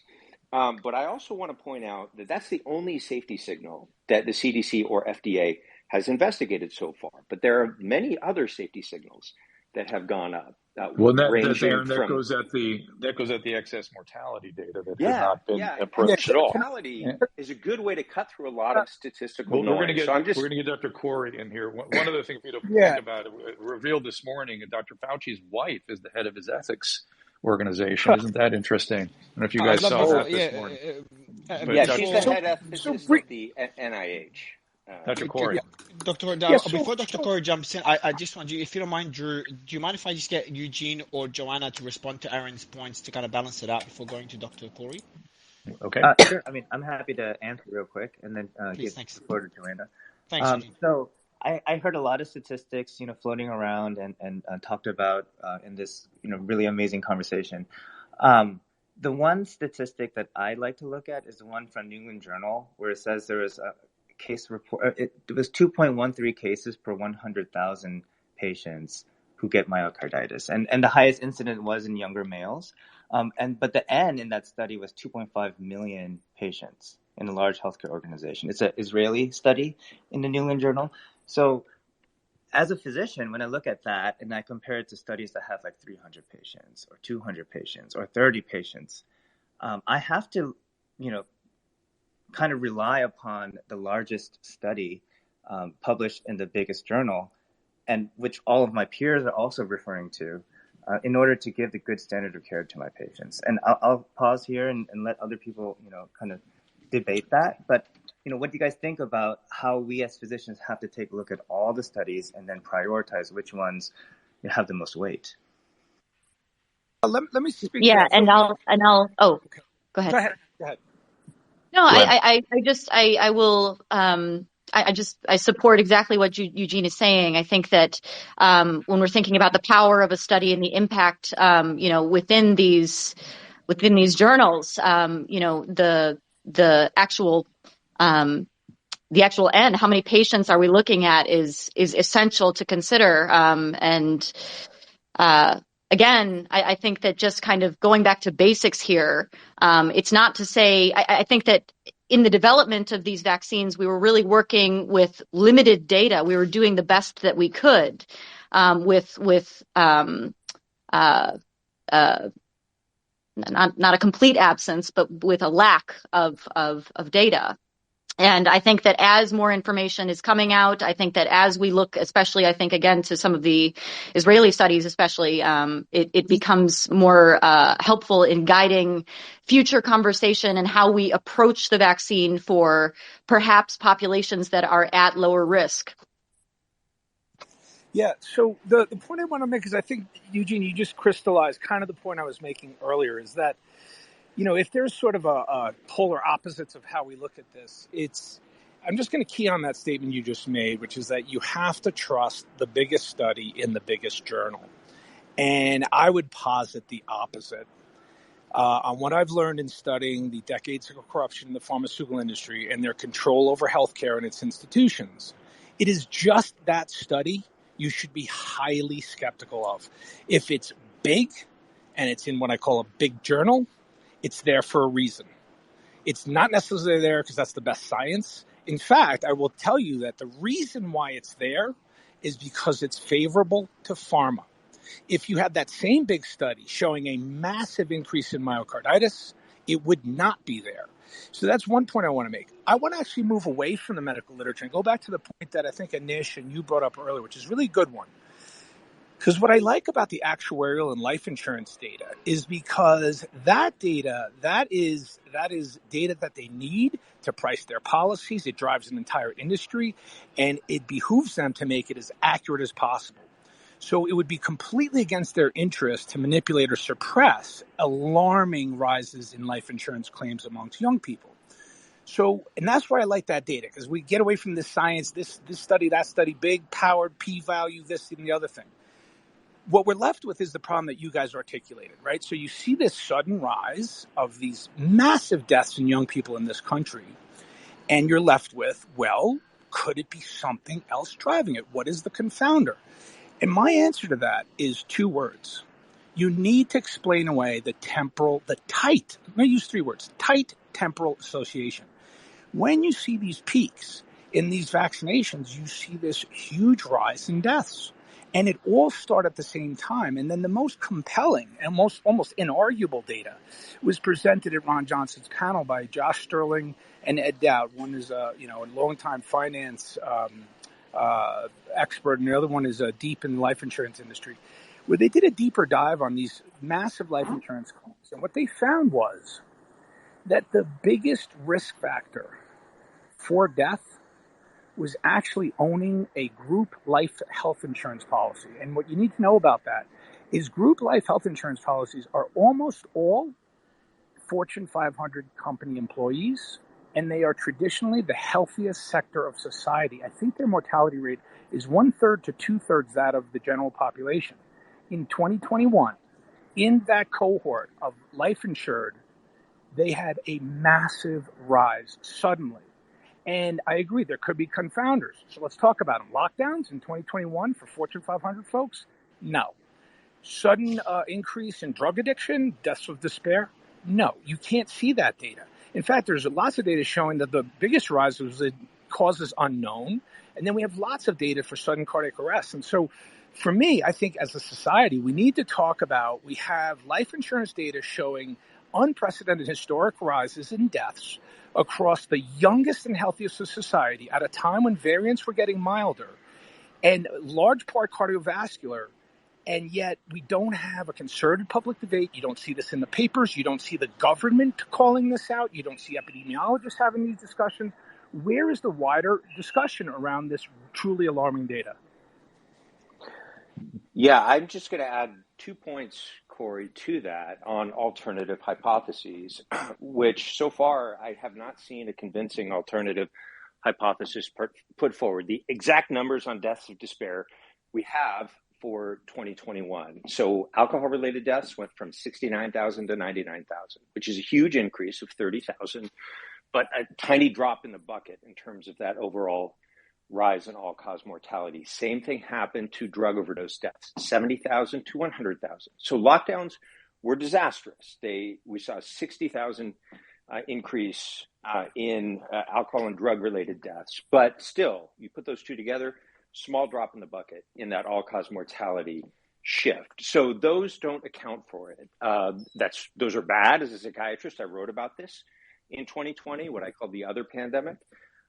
But that's not sufficient to explain. The other common explanation or hypothesis that's been put forward is missed appointments. But what happens with missed appointments, let's say to primary care, is, if you miss your colonoscopy, you don't die the following year of colon cancer. If you miss your appointments with your primary care physician and you have diabetes, you don't die the following year of diabetic-related complications. You get a modest bump in, your morbidity and mortality, your diabetes-related complications, or your cancer risk sometime over the next 10 to 15 years. But you don't see this, immediate spike in mortality the following year simply because people in 2020 had a harder time accessing medical care during the lockdowns. So this data is screaming for an explanation.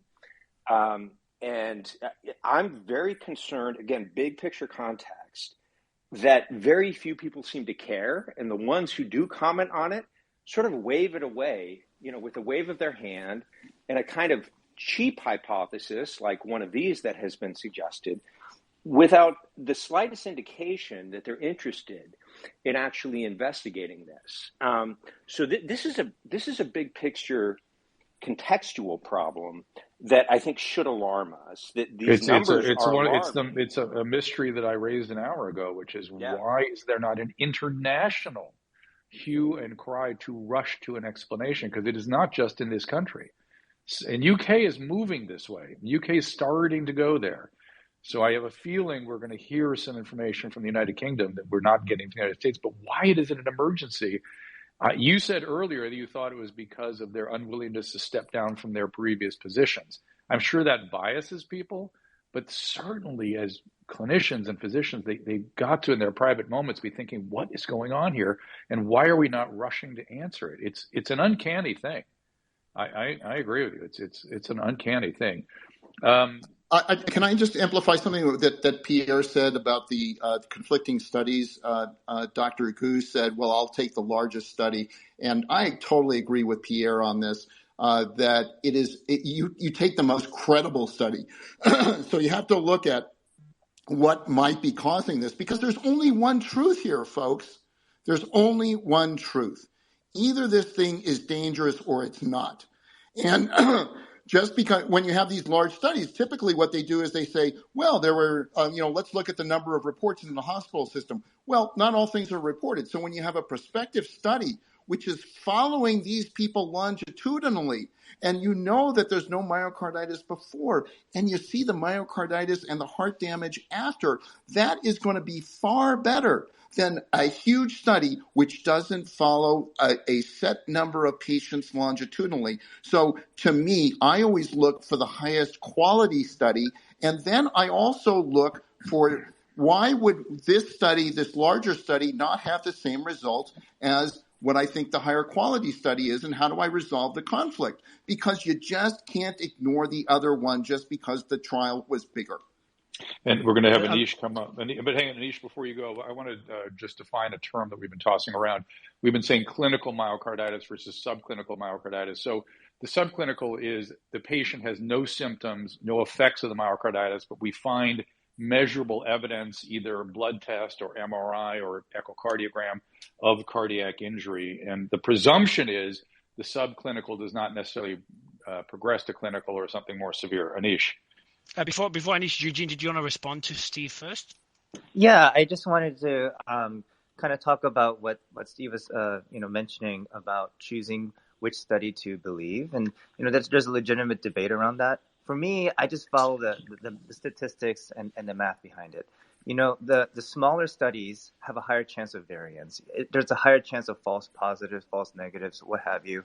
The larger studies are there because the more people that you study and examine in an unbiased way, of course, you're going to reduce the variance and the chances that that you'll catch something that doesn't really exist, right? Because I think all of us here can agree on one thing: we want reality and the truth and the actual, science behind it to prevail, not like subjective opinions, not politics, not anything that is non-objective.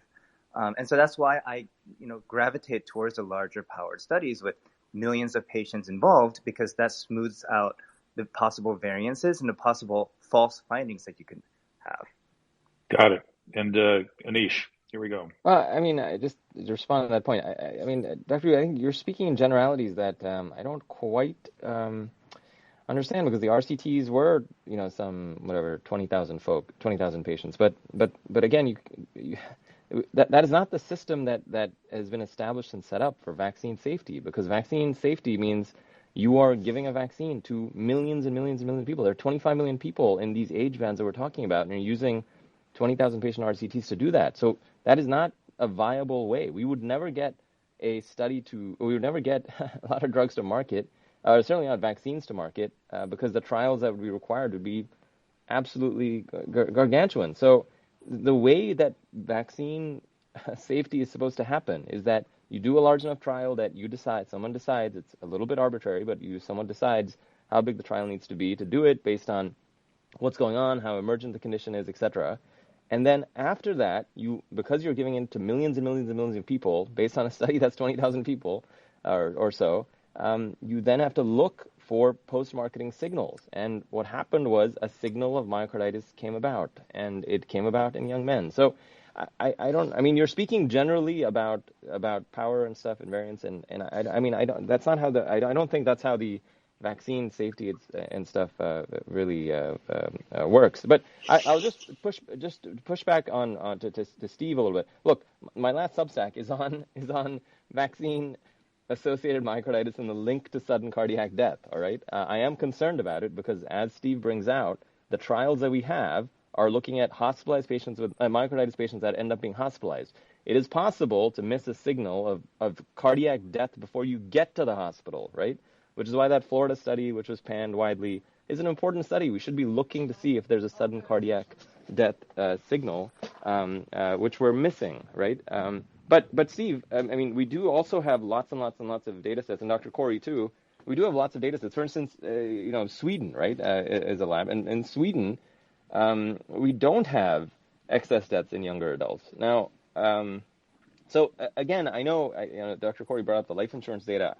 It's very hard to be very familiar with these data sets, and I'm not that familiar with that data set. Maybe it's some super strong thing that I have to learn from. But Sweden, for instance, is a little bit of a issue, right, guys? I mean, why is it that we're not seeing an excess death mortality signal in a population that has a reasonable vaccination rate in a 20 to 40 age group? I mean, there's the excess mortality there isn't being seen, and well, I've seen. But you know what, Anish? It goes at another question: Yeah. Why do some people get myocarditis and others don't? Maybe there's a genetic thing here. Maybe there's, who knows what? It hasn't been studied. You're asking questions that are just routine, and people aren't asking. Dr. That's a great question. Actually, there's a case report that just came out now that RF Squared, Ramin, another cardiologist, put out today, and I have a little thread on pathogenesis of vaccine myocarditis and what these two cases show. These were two cases after the Novavax, which is a non-mRNA-based vaccine, and these were two cases of Novavax-caused myocarditis after they had mRNA vaccine-caused myocarditis. So these two young adults got the Novavax vaccine believing, because it's protein-based and not mRNA-based, that, hey, I'd be safe with this. But these are two cases just reported today, or at least I saw it today. Which suggests the problem is the spike protein, right? That suggests right. that. It may be And molecular my mimicry. question is, if that's true, why are we not rushing to get Covaxin in the United States? That's another mystery to me. Covaxin's a whole virus vaccine that's excellent. It's got a great track record in India.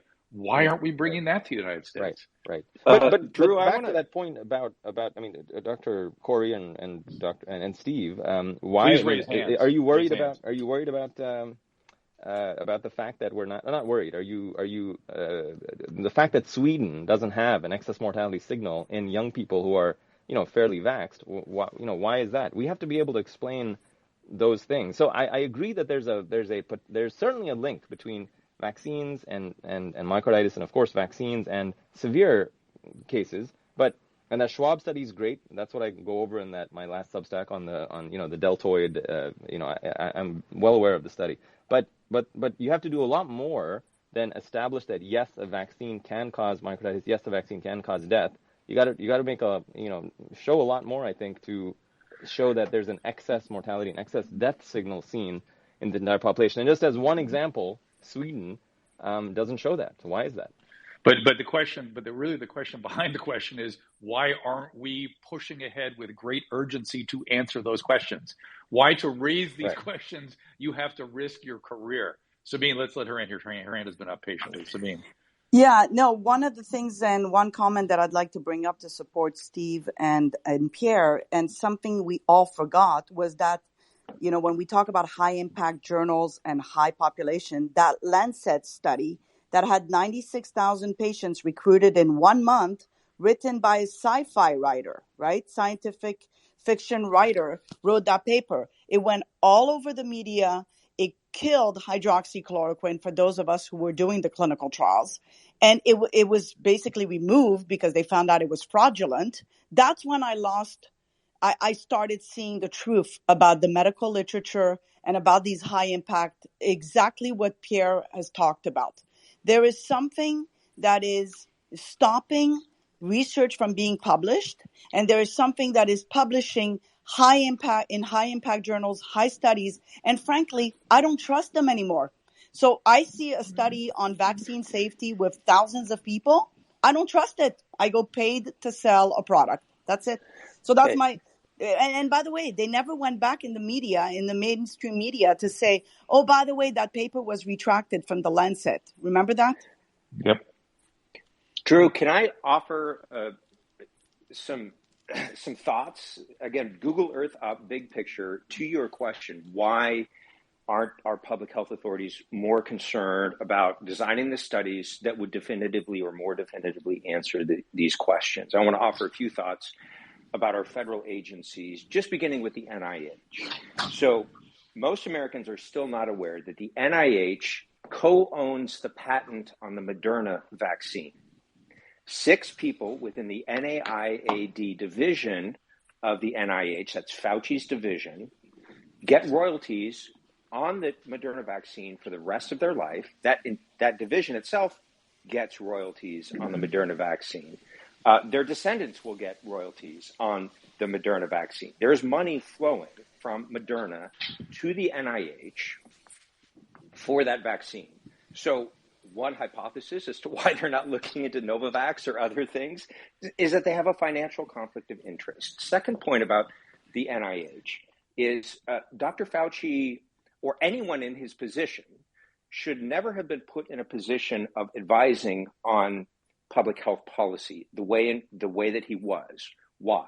The NIH's job is to fund research, biomedical research in the United States, and more than 80% of biomedical research, the vast majority in the United States, is funded by the NIH. There are universities that receive $500 million a year in federal funding, research universities, and most of that, or much of that, comes from the NIH. Why do I say that Fauci should not have been in a position of advising the president or the public on public health? Well, he and a small number of people at the NIH control the purse strings on scientific research. So if you're a researcher at an academic medical center or a university, you rely on NIH funding. And if Dr. Fauci is getting on TV and telling people this is the policy that I support and that we support, you or your university is going to be very concerned if you speak out publicly against those policies, if you publish anything that might undermine those policies, because the retaliation can be swift, severe, and very simple, which is just you don't get your grant funding the following year. And there's been plenty of documented evidence that the current leadership at the NIH is more than happy to operate this way and to silence critics or opponents simply by withholding NIH grant funding. So the primary investigators, the kind of lead researchers at all the major universities are in a position now where it's very hard for them to speak out because it could harm their career. These are the same people that typically serve as editors of the peer review process. So you don't have to put on a tinfoil hat to start understanding why the peer review process could be compromised, why the scientific funding and research process could be biased or compromised in various ways. All you have to do is begin following the money. I could run through the same financial conflicts of interest at the FDA, which approves drugs and vaccines, or at the CDC, which gives public health recommendations. I'll maybe save that for later if folks are interested in that. It'd be a good discussion. Sorry, Drew, I would love someone to push back on that point. Maybe Drew, Eugene, or Joanna. Well, Drew, Mario, let me just tell you, I feel us sort of drifting to a halt here. You're noticing that this has been so refreshing to talk to my peers the way we normally talk to each other. And you see that we disagree on not a lot. We're trying to do our best for our patients. We're trying to figure out conformed consent. We're trying to understand the literature as best as we possibly can. There's new challenges to looking at that literature and whether or not it's been adulterated. There's new challenges to looking at academic medicine and whether they've been adulterated. So it adds a layer to what we are all doing. And of course, there's disagreement then in terms of interpreting the data and coming to a conclusion as to what we tell our patients. But there's a lot of agreement here, which is what I was expecting. That we need, amongst everything else, there needs to be a restoration of collegiality amongst physicians so we can start to function again and start to build the medical system back on behalf of our patients. I have to jump off, but it seems to me you can let somebody, Mario, respond. But yeah, I think now's the time to start to bring the questions in from the audience that we promised 2 hours ago, and I kind of have to jump off here. Exactly. Yeah, I appreciate helping me co-host, Doctor. Okay. I do have questions. You can feel free to jump back on anytime if you got time. But for the other panelists, and we have panelists that are trying to come up and it's glitching for them, so we're trying to fix it for you guys. But I've got questions from the audience that we could address, and feel free to put your hand up or just jump in. But I'll go with the first question is, what would you change about the public health response to COVID now that it's been a couple of years? Maybe Eugene, do you want to kick that one off? Yeah, sure. I can kick that off. I think the biggest blunder that we've made as a country and from a public health perspective is really politicizing the COVID-19 pandemic. This really shouldn't be a political thing at all. It should just be based on objective science, not taking sides, not having an extreme left or an extreme right kind of battle over COVID. And it became like a culture war. That is what I regret about how we responded to the COVID-19 pandemic. We're supposed to all have been in this together, not fight with each other like this, not create this like culture of fear or censorship or whatever you would like to call it, but just join together and help as many patients as possible. And why, before we go to another panelist, why do you think it got politicized, Eugene? That's a good question. I think just the political environment that we have been in. You could argue, since Trump, came into office, whether you like him or don't like him, he made the environment really political, or maybe the environment was already very like polarized even before he came. But I think it's just the environment that we're in that lends itself to the politicization of COVID. The problem is public health wanted to be political, right? I mean, public health sat there and said that you can't protest lockdowns and protest your business being closed down on Main Street, but you could go ahead and protest, and march in the streets for BLM after George Floyd. I mean, public health's problem is that they have been entirely political. The vaccine mandates were terrible. I mean, Dr. Cariati lost his job. I mean, it's incredible to me. I mean, there's so many people lost their jobs, not just Dr. Cariati, of course. So yeah, I mean, it became political when public health took positions that were absolutely absurd and ridiculous. Dr. Koch?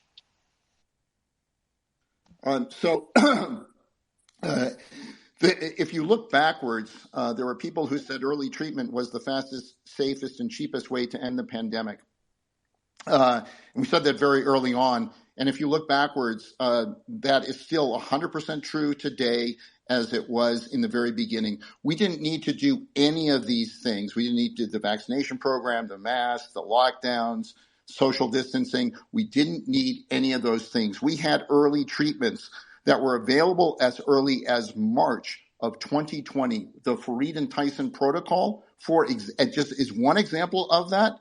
They've treated over 15,000 patients with that protocol, and there's not been a hospitalization or death if the person got it shortly after, within days after they started having symptoms. What I've seen throughout the pandemic is the lack of true health is because the desire to remain employed. Like the deaths are still zero. So the point is that we had a variety of treatments. I mean, even if you just had vitamin C, vitamin D, zinc, and you did the nasal washes, we would have reduced the rate of the death rate and hospitalization rate by at least 90%, if not more. So we had all the tools that could have, and we've known about these for years, and we've had all the tools, and they were just ignored by the NIH because they didn't want to have a treatment for COVID so that they could approve these vaccines because that is what Fauci wanted.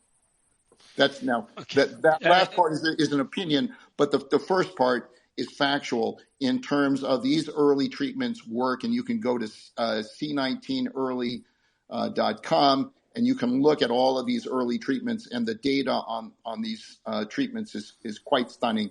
And the doctors that had promoted these treatments were totally ignored by the NIH. They wouldn't even return their phone calls. And the other big mistake is the censorship and the lack of debates. None of these health officials would be held accountable. And anytime you have people who think they're above accountability by their peers, you need to run the other way instead of following their decisions. So go to Joanna, then Dr. Danish. Thank you. I want to say a couple of things as far as what would we change in response to COVID-19. Looking back, I would agree with Eugene first about this being so heavily politicized. I think that was to the detriment, ultimately, of the American people. I think that finding a way to remove a conflict of interest that may exist among different entities. I think that finding a feasible way in order to achieve that is something that it remains active. We need to be able to address this, and then third, I think it's really, really important to consider the continued risk moving ahead. How do we protect the American people in the future against biowarfare? God forbid this happens again, whether it's in the form of significant microbial shift or drift, or at the very worst, deliberate biowarfare. And how do we guarantee the buy-in of the public in the event that this sort of thing happens again? Because it did happen in a very real way, and it changed over time. And in part that was, I believe, in response to the vaccine. But there are other factors certainly to consider. But that's what I wanted to add. Thanks, Joanna. Dr. Danish? Yeah, thanks, Mario. So, I just wanted to, I was trying to get up earlier, so I wanted to readdress some of the commentary. Your mic is a bit low, if you don't mind getting it closer to your mouth, maybe. Yeah. Can you hear me better now? Still a bit low. We can hear you, but it's not great. Not sure if you can fix it somehow. Okay. Can you hear me better now? It's perfect. Yeah. Yes, thank you. So I just wanted to kind of address the levels of evidence conversation and the conflict of interest conversation. So is there any doubt that there is incredible amounts of corruption in academia? Absolutely not. I think most clinicians will agree that there's some level of corruption. I will say the peer review process leaves a lot to be desired. Everybody knows about a review or two, at least in the healthcare space, about how completely messed up it is and how arbitrary it is and how grant funding and other things do drive a lot of that process.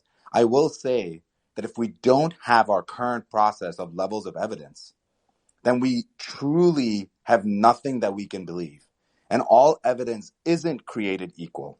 And one of the biggest challenges that we're facing, that we have come out of this pandemic from, is that anybody can spout out with significant confidence a significant amount of quote unquote evidence that may or may not be true. And then you have to actually go into the data and evaluate it, because people are able to just say, hey, I'm not going to speak to a specific speaker here, but people are saying just things that we know clinically are just not true, right? And it's really hard. It's my data versus your data. It's my conflicts versus your conflicts. It's my zeal and religion of medicine, whatever I want to believe, versus yours. And so I think having a deeper conversation around how do we go back to the most basic level of our peer-reviewed process, our scientific data process. Obviously, the easiest first place to start is open sourcing the data itself and allowing people, and I think that's really where things are going to go. It has to go for us to survive. That we have to now provide our data as evidence to prove that what we're saying actually came from the right place. I think the concept that, pharmaceutical companies are completely driving where peer-reviewed process is going, I actually don't believe that's true. I think it's a lot more about what other people That's the next question, Dr. Dinesh. And I'll ask you that question again, because I know you couldn't jump in earlier. You've been trying to jump in for a while. But the question, and these questions could be a bit, some would consider, alternative theories or conspiracy theories. We won't go too extreme, but we've got one here. Is there evidence that pharmaceutical companies fake data in order to sell products? And if not, why is that so? Why is that a theory that's believed by many? Do you want to kick it off, Dr. Dinesh? Yeah. So, I think what was said earlier is incredibly important, which is obviously there is room for more third-party evaluation that removes that conflict of interest. There's clearly room for that. Do I think that that the pharmaceutical companies are out there trying to look out for their best interests and looking at studies that, again, only prove their point? Sure. Most businesses do that. It's unfortunate this is the business of healthcare, but that's clearly what's going to happen. What is incredibly surprising has been that a lot of those studies have been backed up by other third-party healthcare institutions that really did not have, unless you look at a long road to trying to find a conflict of interest, did not truly have conflict of interest. It's been done by the study. Eugene just mentioned the study from Israel. That is a very high quality study with millions of people. And so I think that ultimately we're seeing some of this bear out, but we all know that the story is still yet to be written. And one thing I wanted to mention around sort of what we have struggled with throughout this process is that the data that we collected on the virus that we had in 2020 just is not as relevant today. For example, long COVID has been around since the beginning of the pandemic, and we still don't know how the changing of the variants is affecting our rates of long COVID. Why are people not looking into this, right? The variants are changing. So trying to make judgments from studies that occurred earlier in the pandemic and using that to make policy decisions today is also incredibly challenging. So going back to your first question around what have we learned, what will we change? We have to be honest about the fact that just because your point becomes realistic now doesn't mean it was actually true then. And that we really do have to go back to the core of how we do evidence. And maybe we don't believe evidence that comes out of pharmaceutical companies directly, and we have to verify it with a third party. That's probably where we're going to go. And I don't think that the FDA has its hands clean from this. There's clearly conflict of interest even at the FDA. Here's a first step toward that. And this would involve simply removing the liability immunity that pharmaceutical companies currently enjoy under federal law only for vaccines. So if Pfizer gets a new drug approved and there's post-marketing problems, then the individuals who are injured by those drugs can turn around and seek compensation from the pharmaceutical company. The companies know this, and the companies know how to do rigorous clinical trials. Pfizer knows how to do a rigorous clinical trial, adequately powered to pick up safety problems. And they do that for their drugs generally. And they do that for their drugs generally because they're held accountable for what happens when that drug goes to market. But Congress decided on the pretense, or they accepted the argument from pharma, that vaccines were insufficiently profitable for pharmaceutical companies to develop them unless they could be shielded from all liability for the safety problems for their vaccines. I find that argument incredible now, given that the COVID vaccines were a $100 billion industry in their first year alone. But that's the argument that Congress accepted many years ago when it put this law in place. So imagine a car company. Imagine, let's just take Ford or Toyota. Imagine the federal government saying, you're responsible for safety problems with your vehicles. You know, if your car gets in a fender bender and blows up, you know, the person who's killed in that kind of accident can sue you. Or if your seatbelt malfunctions, you're liable for that. Except for your minivans, right? Your minivans are shielded from all liability. You know, ask yourself as a consumer, would you trust Toyota's minivan? Would people be buying the car that's singled out for special treatment? So we know that these companies are profit oriented. We can't fault them for that. We know that the responsibility is to increase the profits for shareholders. We can't fault them for that. That's why we set up regulatory agencies to make sure that the drugs that are approved are safe and efficacious. And that's why we hold companies accountable for the harms that are done. So I think we would take a gigantic leap forward in vaccine safety if we simply said, you're liable in the same way that you would be liable for a new medication. The companies would behave differently in their clinical trials of these vaccines and in their post-marketing surveillance of these vaccines. One more point about the FDA, because most Americans also don't realize that now a majority of the FDA's funding comes from pharmaceutical companies. So the FDA is the real gatekeeper among the three-letter agencies when it comes to public health. NIH funds research, CDC makes public health recommendations, FDA approves new products, okay? Most of the FDA's budget now, north of 60%, of the FDA's budget comes from fees paid by pharmaceutical companies to expedite the approval process. And again, this is a shift that's occurred over the last several years that does not require a tinfoil hat. It does not require conspiracy. It just requires following the money to identify the ways in which these agencies may be swayed or biased or compromised in terms of the way the funding flows to them.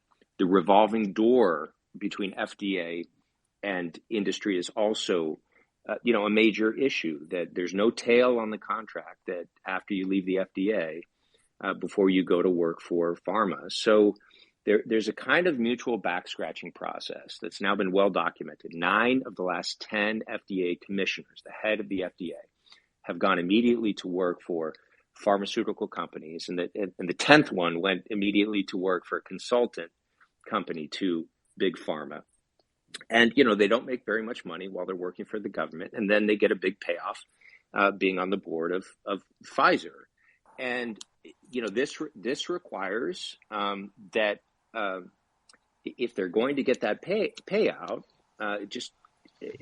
I'm not calling into question the integrity of any of these people. I'm just talking about human nature. This is why we shield against conflict of interest. Exactly. That anyone would fall prey to. It's not about individuals. No, it's not at all. It's not about all the academics are morally compromised. It's about we disclose, and where possible, we remove conflicts of interest, because unconsciously, consciously, in all kinds of subtle ways, this has an influence, and it's been well studied. It's been well documented on the aggregate level, the way that the conflicts of interest compromise or bias various research or other processes. Aaron, I'd love Eugene before going to Steve. Eugene, did you want to respond to the conflict of interest that Aaron mentioned? Yeah, definitely. So I think everyone can agree that no system is going to be perfect, especially even, the biggest, most prestigious journals like New England Journal, Science, Nature. They're not without controversy in the past. I think a lot of us physicians have heard of Piero and Versa, who had discredited stem cell research. There was also Anil Patti from my alma mater at Duke, who, faked a bunch of cancer research and got it published in New England Journal, Science, Nature, what have you. But just because there are, snafus and nothing is perfect, it doesn't mean we completely discredit it. And right now, I think the best system that we have are these high-powered studies in these, prestigious New England Journal, Science, Nature journals. Because what is the alternative? Do we just go with whatever study that we subjectively believe is true? That gets us on a slippery slope as well. Fair point. Steve? Yeah. So Eugene, first of all, I'm wondering if we can have a one-on-one debate where we can talk about these issues in depth, because I would love to go through this with you, because I think that if you hear the evidence that I have collected over the past year, that you would be convinced that what you just said and other things that you've said is you may change your belief system. Would you be willing to go one-on-one with me in a public debate on this? Yeah, sure. Just tell me the time and forum. Awesome. So if you could follow me, then I'll just I'll DM you on Twitter. Sounds good. So to respond to that specific point here, let's say you just said, well, we should trust these large. They're not perfect, but these large trials, we would trust them. And I couldn't disagree with that more. When we look at the Pfizer study, which the world is depending on, there are so many things wrong with that study that anyone can see. It's in plain sight, and yet we're silent about this, and people aren't looking at these flaws.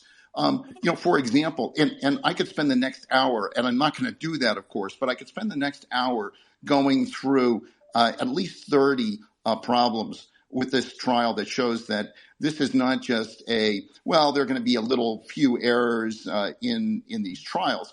This is deliberate fraud that's happening. So, for example, let's start off with Pfizer admitting in a U.S. court proceeding that there was fraud and the FDA knew about it. Therefore, it's not fraud. That was their pleading in federal court. Okay, number two, 13-year-old Maddie DeGarry developed paralysis less than 24 hours after she was vaccinated. She's now in a wheelchair and on her way to becoming a quadriplegic.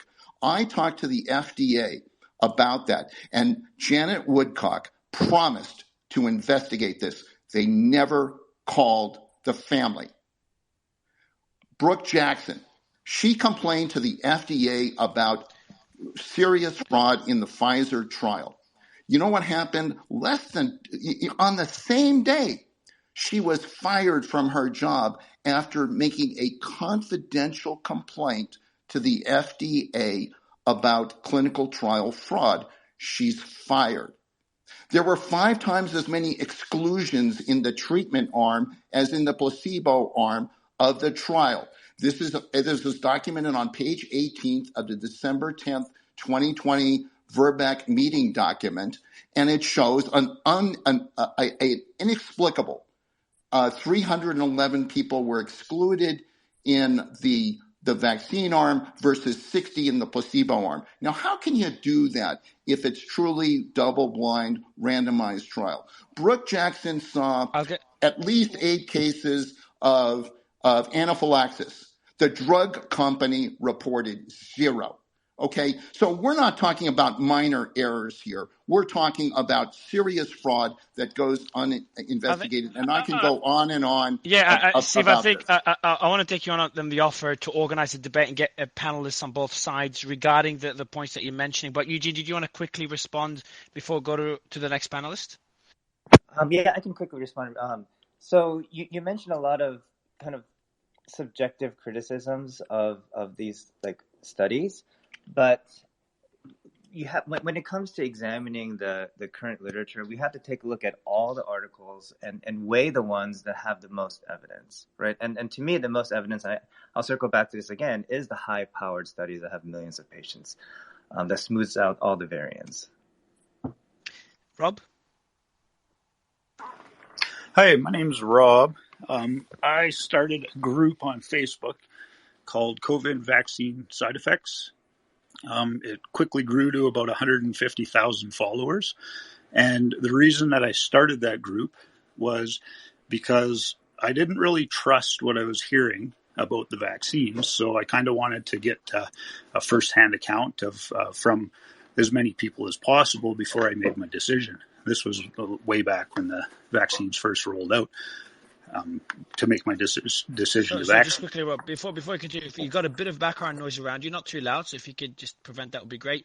So you said that you wanted to get more data on side effects of the vaccine, and you created a group with 150,000 members. Yeah, well, that ended up with 150,000 members.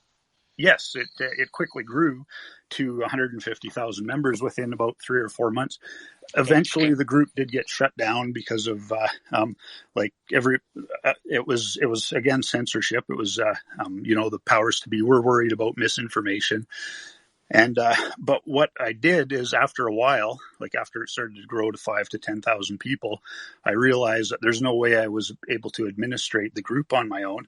So I started watching people's comments in the group, and what I would do is I would message people who had a very very detailed descriptions of what was going on when a piece of information came in that I didn't know whether it was true or false. And then so I wound up assembling a team. There was about 40 people at its height of administrators, and they ranged all the way from, I had one guy, he was a pharmaceutical engineer, to epidemiologists, virologists. Some people were just like in nursing, which there's a lot to that field. But I had a very diverse group of people we would see a point of misinformation, and we would discuss it. And the people who were in, say, a person who was an epidemiologist would pipe up and say, okay, no, that's absolutely not true at all. They would, so we had a really diverse group that could combat the misinformation. And what we were trying to do was, instead of silencing people, what I wanted to do is I wanted to combat the misinformation and leave it displayed so that it shows the point of misinformation. Then it shows the rebuttal, and leave it up so that people that read through after that could see, hey, okay, well, I believe that this was true, and now look, it shows that was indeed false. So what ended up happening is the group wound up imploding because there was partially infighting and partially they wanted us just to delete misinformation that was put out. But what I wanted to get to was Joanna's point that there's a lot of very well-educated people on this space, but she pointed out that I think there's a lack of people who are in the know in epidemiology and virology, which are like those practices alone are so complex that a person has to devote most of their career to studying it to get a broad understanding of it. So there's, I think there's a lot of like a lack of a full understanding, even with people who are very, very well educated. Because from your experiment, Rob, just from your experiment, one point I got is that instead of silencing the people that were spreading information that wasn't accurate, and obviously it's difficult to determine what is and what isn't accurate, but yes. what you're saying is a better way to deal with it, and I think everyone would agree, is not silence it, but instead have those discussions like the one we've had, display it, address it, and let the audience decide. Yes, let the audience decide, but make sure that we figure out a way to engage people who are if it has to do with and again, I'm not educated in any way in the medical field. That is why I started that group, is because I was like, okay, well, I don't necessarily trust everything that the media puts out. I don't necessarily trust everything the government puts out, not because I think that there are a bunch of sinister, groups that, I don't feel that there's this big, this group of people that control everything. What I feel is that we live in a democratic society where the person who is most convincing is the person that is elected to make these decisions. They're not necessarily the most qualified, and then they follow what they're told. And then what I also found in my group, it kind of mirrors what I've seen in government, is they go to, okay, well, the majority of the population, it's too complicated to explain this to them and get them to understand it. So maybe we should omit this, or just give them a simple explanation and say, like, for instance, the very first was the vaccine is safe and 100% effective at reducing transmission. So, and it sounds like they're saying that, the vaccine is 100% safe. That's what most common, or most people would understand from that statement.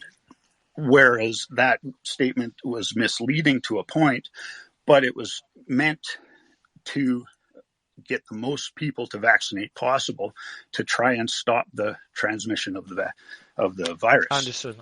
I'll go. So I'm just going to go to John. John's been waiting for a while. Yeah. Just for the audience, just keep putting your questions in the bottom right corner. We'll try to address a few of them now, and then we'll do the next space. There's going to be a few series of spaces of balanced panel discussing all these questions and answering questions as well. So put your questions in the bottom right corner, in that comment section, for the team to bring them up in this panel and the next panel. But we'll go to John. Appreciate you coming on, John. Thank you very much for having me. Hey, Steve, how you doing? See you soon. First of all, I don't think there are any medical examiners on this call. I would have liked to have heard from some. Secondly, difference between engineers and scientists. I think good doctors are much like engineers doing failure analysis on the human body and fixing what's wrong that's right in front of them. Whereas bad doctors, being scientists, would say, well, let me find a paper on that. Hold on a few months or a year. Wait until a paper comes out on that before I treat you. No, that's not very good. So good doctors I equate to engineers. Regarding myocarditis, it dominated 90% of the conversation today, and it's 1% of the deaths that are happening in the circulatory system from the vaccine. Now that's really bad. That's 2 orders of magnitude lower. So everybody focusing on myocarditis is just the limited hangout of the FDA to admit that there's a little problem there. It's not a little problem. It's 2 orders of magnitude bigger than what they're saying.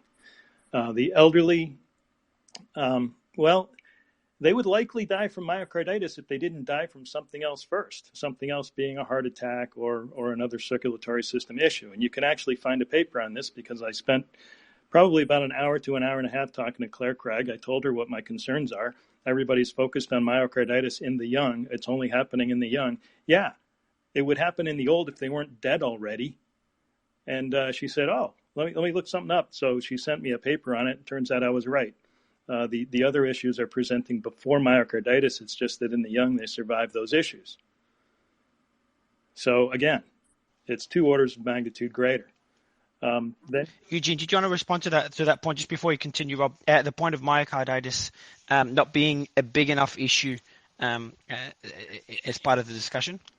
Yeah, I would. I guess I would disagree with that, because I think the most of the things that were talked about with regard to vaccine side effects was, one, anaphylaxis, and then 2, myocarditis. And so that's the reason why probably a lot of panelists were talking about myocarditis. There could be a lot of other side effects too that you could talk about, but it just wasn't as prominent, in the discussion in the media or among, physicians as a group. Yeah, so let me get to some of those other things, like with 5 minutes to onset of symptoms, died in days, 7-year-old girl, 11-year-old boy, the same thing, boosted him, chest pain, chest pain, and then trouble breathing, put him on a ventilator.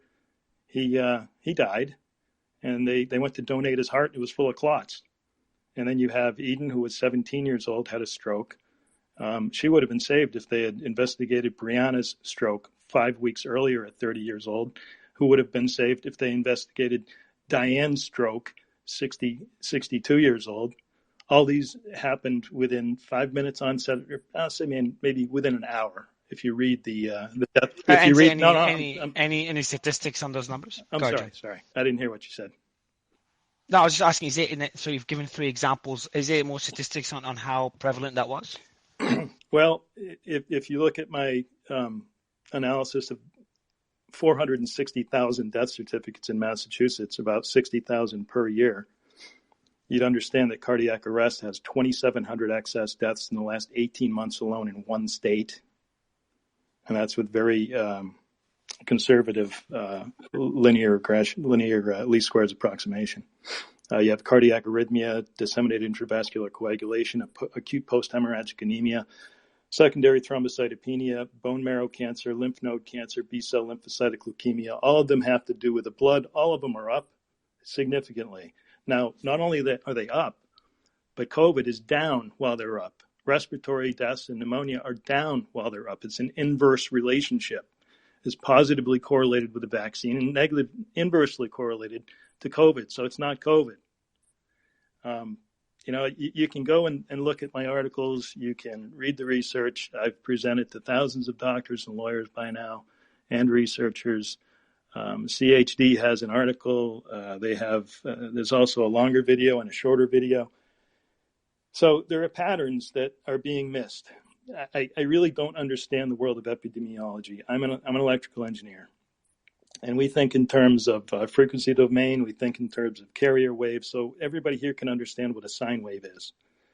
Now, you can take a sine wave, which looks exactly like the average temperature in the northern climates. It's also the deaths per day on a daily basis. If you look at it, it goes up and down. It's down in the summer, up in the winter, always the same pattern.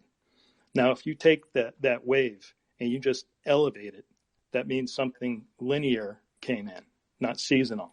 If it's a seasonal virus, all that happens to that wave is that the amplitude increases.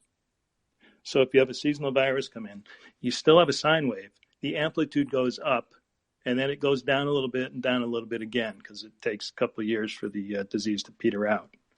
But that's not what happened here. What happened here is an increasing linear signal that takes the sine wave and bends it up. So I've talked enough on this stuff. It's res ipsa loquitur. If you see people, you can read the death certificates and you can look at the data. Either one is going to come out. The vaccines are killing a lot of people. John, I'll let Eugene, do you want to respond to John's point? Because I know we're a bit over time for the space. So it's a fair point. And John, I'd love to invite you for the next space. We'll organize a panel again, a balanced panel, and to bring those points up. But Eugene, I'll give you the mic to you. Yeah, sure. I think there's a lot of discussion about anecdotal evidence, like, individual stories of patients being harmed.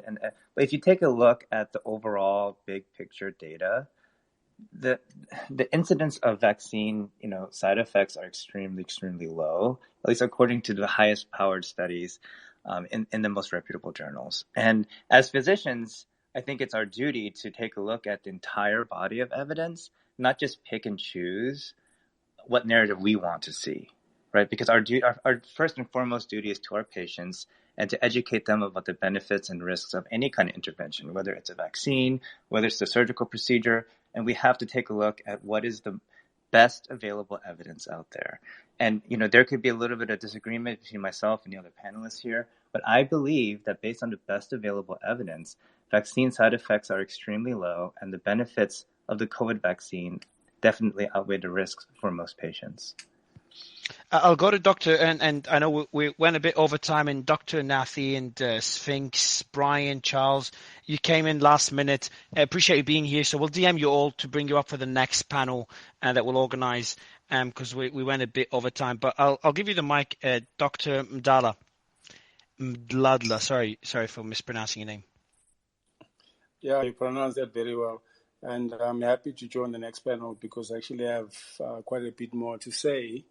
I'll try and touch on a few points on this particular platform. And the initial discussion is obviously on a debate on COVID without censorship. And I think at the latter end of the discussion, everybody's been caught on vaccines and not just a discussion about COVID. And I've written a few things on the platform already about my take on the whole situation. And that's the fact that, especially from the USA or from North America, is that you guys are missing out on a good control group to compare for what you're doing and making sense of it. Because if you do not have a control group, which is actually what was killed for you, from lockdowns to vaccines and where you are now, is that you lack a control group. And you've looked to Africa and you look to South Africa. So the benefit of South Africa is that we're actually a functional system with highly recognized and established scientists that do a whole lot of work that produce studies and results that can actually be comparable. Now, we actually have a picture that you can look at and actually say, is what we're doing really making sense or not making sense? And it's a much deeper discussion. And for your next platform, I actually like to partake in that. And so I think Doctor, just to let you know, for the next panel, what we'll do is we'll DM you and get all those points organized so we can prep in advance as we did for this one. So we had prep panelists and points covered in this panel. So I really appreciate you coming on. I think it's a very Mario, valid point to cover. Mario, give me 10 seconds because this is vital, because all what he just said is important, but we need open source science and the blockchain can deliver that. And I've been talking to the companies at the forefront of this. And what we have now is a very closed system where it's perish or publish. And we have from submission to publish, no one sees what's going on in the blockchain, and decentralization will allow for the entire process to be transparent to everyone. And what we're doing, or what they are doing, is incredible in the sense that we are now promoting or incentivizing people to even publish studies that their hypotheses turned out to be incorrect. This is what the industry needs. This is what peer review needs. So I would really like to discuss this at some point. Thank you. Yeah, I agree, Sphinx, and that's something I think you brought up in the previous space, decentralizing the entire process, and that transparency should hopefully solve some of the biases we saw earlier that happens behind the scenes. Maybe, Eugene, I'll let you respond very briefly to Dr. Nathi. Sure. I know it's no questions asked, but yeah, it's mainly just respond quickly because we're going to discuss it in the next panel, get it done in advance. Sure. Is the question about the blockchain and open source? No. So in terms of getting so Dr. Nathi, the point that you've made relating to South Africa, do you want to summarize it very briefly to Eugene so he can quickly respond before we wrap up the space? No. All I was saying was that there's other perspectives available elsewhere that provide control groups to the rest of the world and for the USA for that matter. And for example, South Africa. Right now, we actually do not follow lockdowns to the exact T as maybe the US and other developed nations did, except for Sweden. Secondarily, we do not take up the vaccine as much as the USA has done and other developed nations.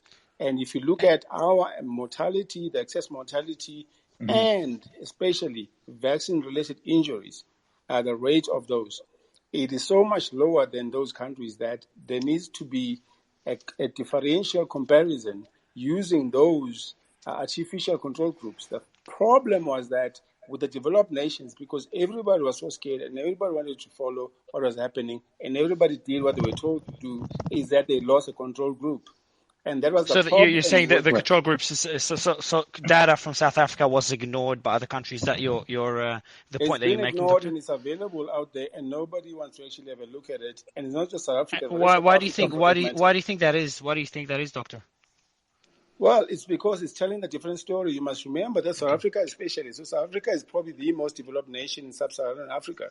And we were, in a way, captured. We got funding from the IMF, the World Bank, and other funds to actually push the exact things that's happening in the rest of the world. Forced lockdowns, forced NPIs, and the vaccines. The population, though, because of the experience maybe from the past and the experiences from the past with HIV and so on, decided to interpret whatever was happening to them based on what they knew from before. And we do not do those things lockstep. And as a result, people did what they think was necessary or what they believed in. And as a result, we actually have produced a control group that goes against what whoever wanted to actually have. I understand the point, Doctor. Yeah, so Eugene, I'll let you respond. And that data is available. Since we're kind of going over time, I'll quickly respond. Data. So I'll need to look into more about the South African data, but the one point I would like to make is it is important to take a look at all the countries internationally and look at all the available data, not just in Europe and United States and Israel, but all around the world. And I think that's something we can all agree on, that it's important to take a look at populations in South Africa, in Thailand, in Asia, in France, United States, wherever it is, and so we can have the most complete picture of what's going on. I agree. So I just want to just thank all the panelists. Also want to thank Dr. Drew, who helped moderate the panel earlier. Steve, appreciate you being here from the early stages. Lindsay, Texas Lindsay, for helping us organize the panel. Also want to give a shout out to others that are organizing similar panels. I saw Grant Cardone, Tara Bull do similar panels with other doctors that I highly recommend you check them out. But otherwise, you'll be organizing another panel. So there'll be the Fauci files dropping any day. It'll probably be next week, according to Elon. And we'll be covering those live as usual as soon as they drop. Otherwise, we'll be organizing the next panel in a week or so. As you know, we try to keep it as balanced as possible to have both sides covered and have all the points prepared in advance. So we'll do that again for next week. I think this one went great. We have a lot of questions from the audience, a lot of questions that weren't answered. So we'll make sure in the next panel, we'll go through the questions. That will be the focus. Audience questions that will have all the doctors on stage respond to those questions. Otherwise, again, massive shout out to Dr. Drew for helping me moderate the panel. Eugene, thank you a lot for helping balance it out, because we had a few other doctors that couldn't come up earlier. So appreciate you, and appreciate all the other doctors and panelists. Thank you so much, everyone. And we'll see you in a few days' time, hopefully not before New Year's Eve. Thanks, everyone. Bye, thanks, everybody. Bye. Thanks, everyone.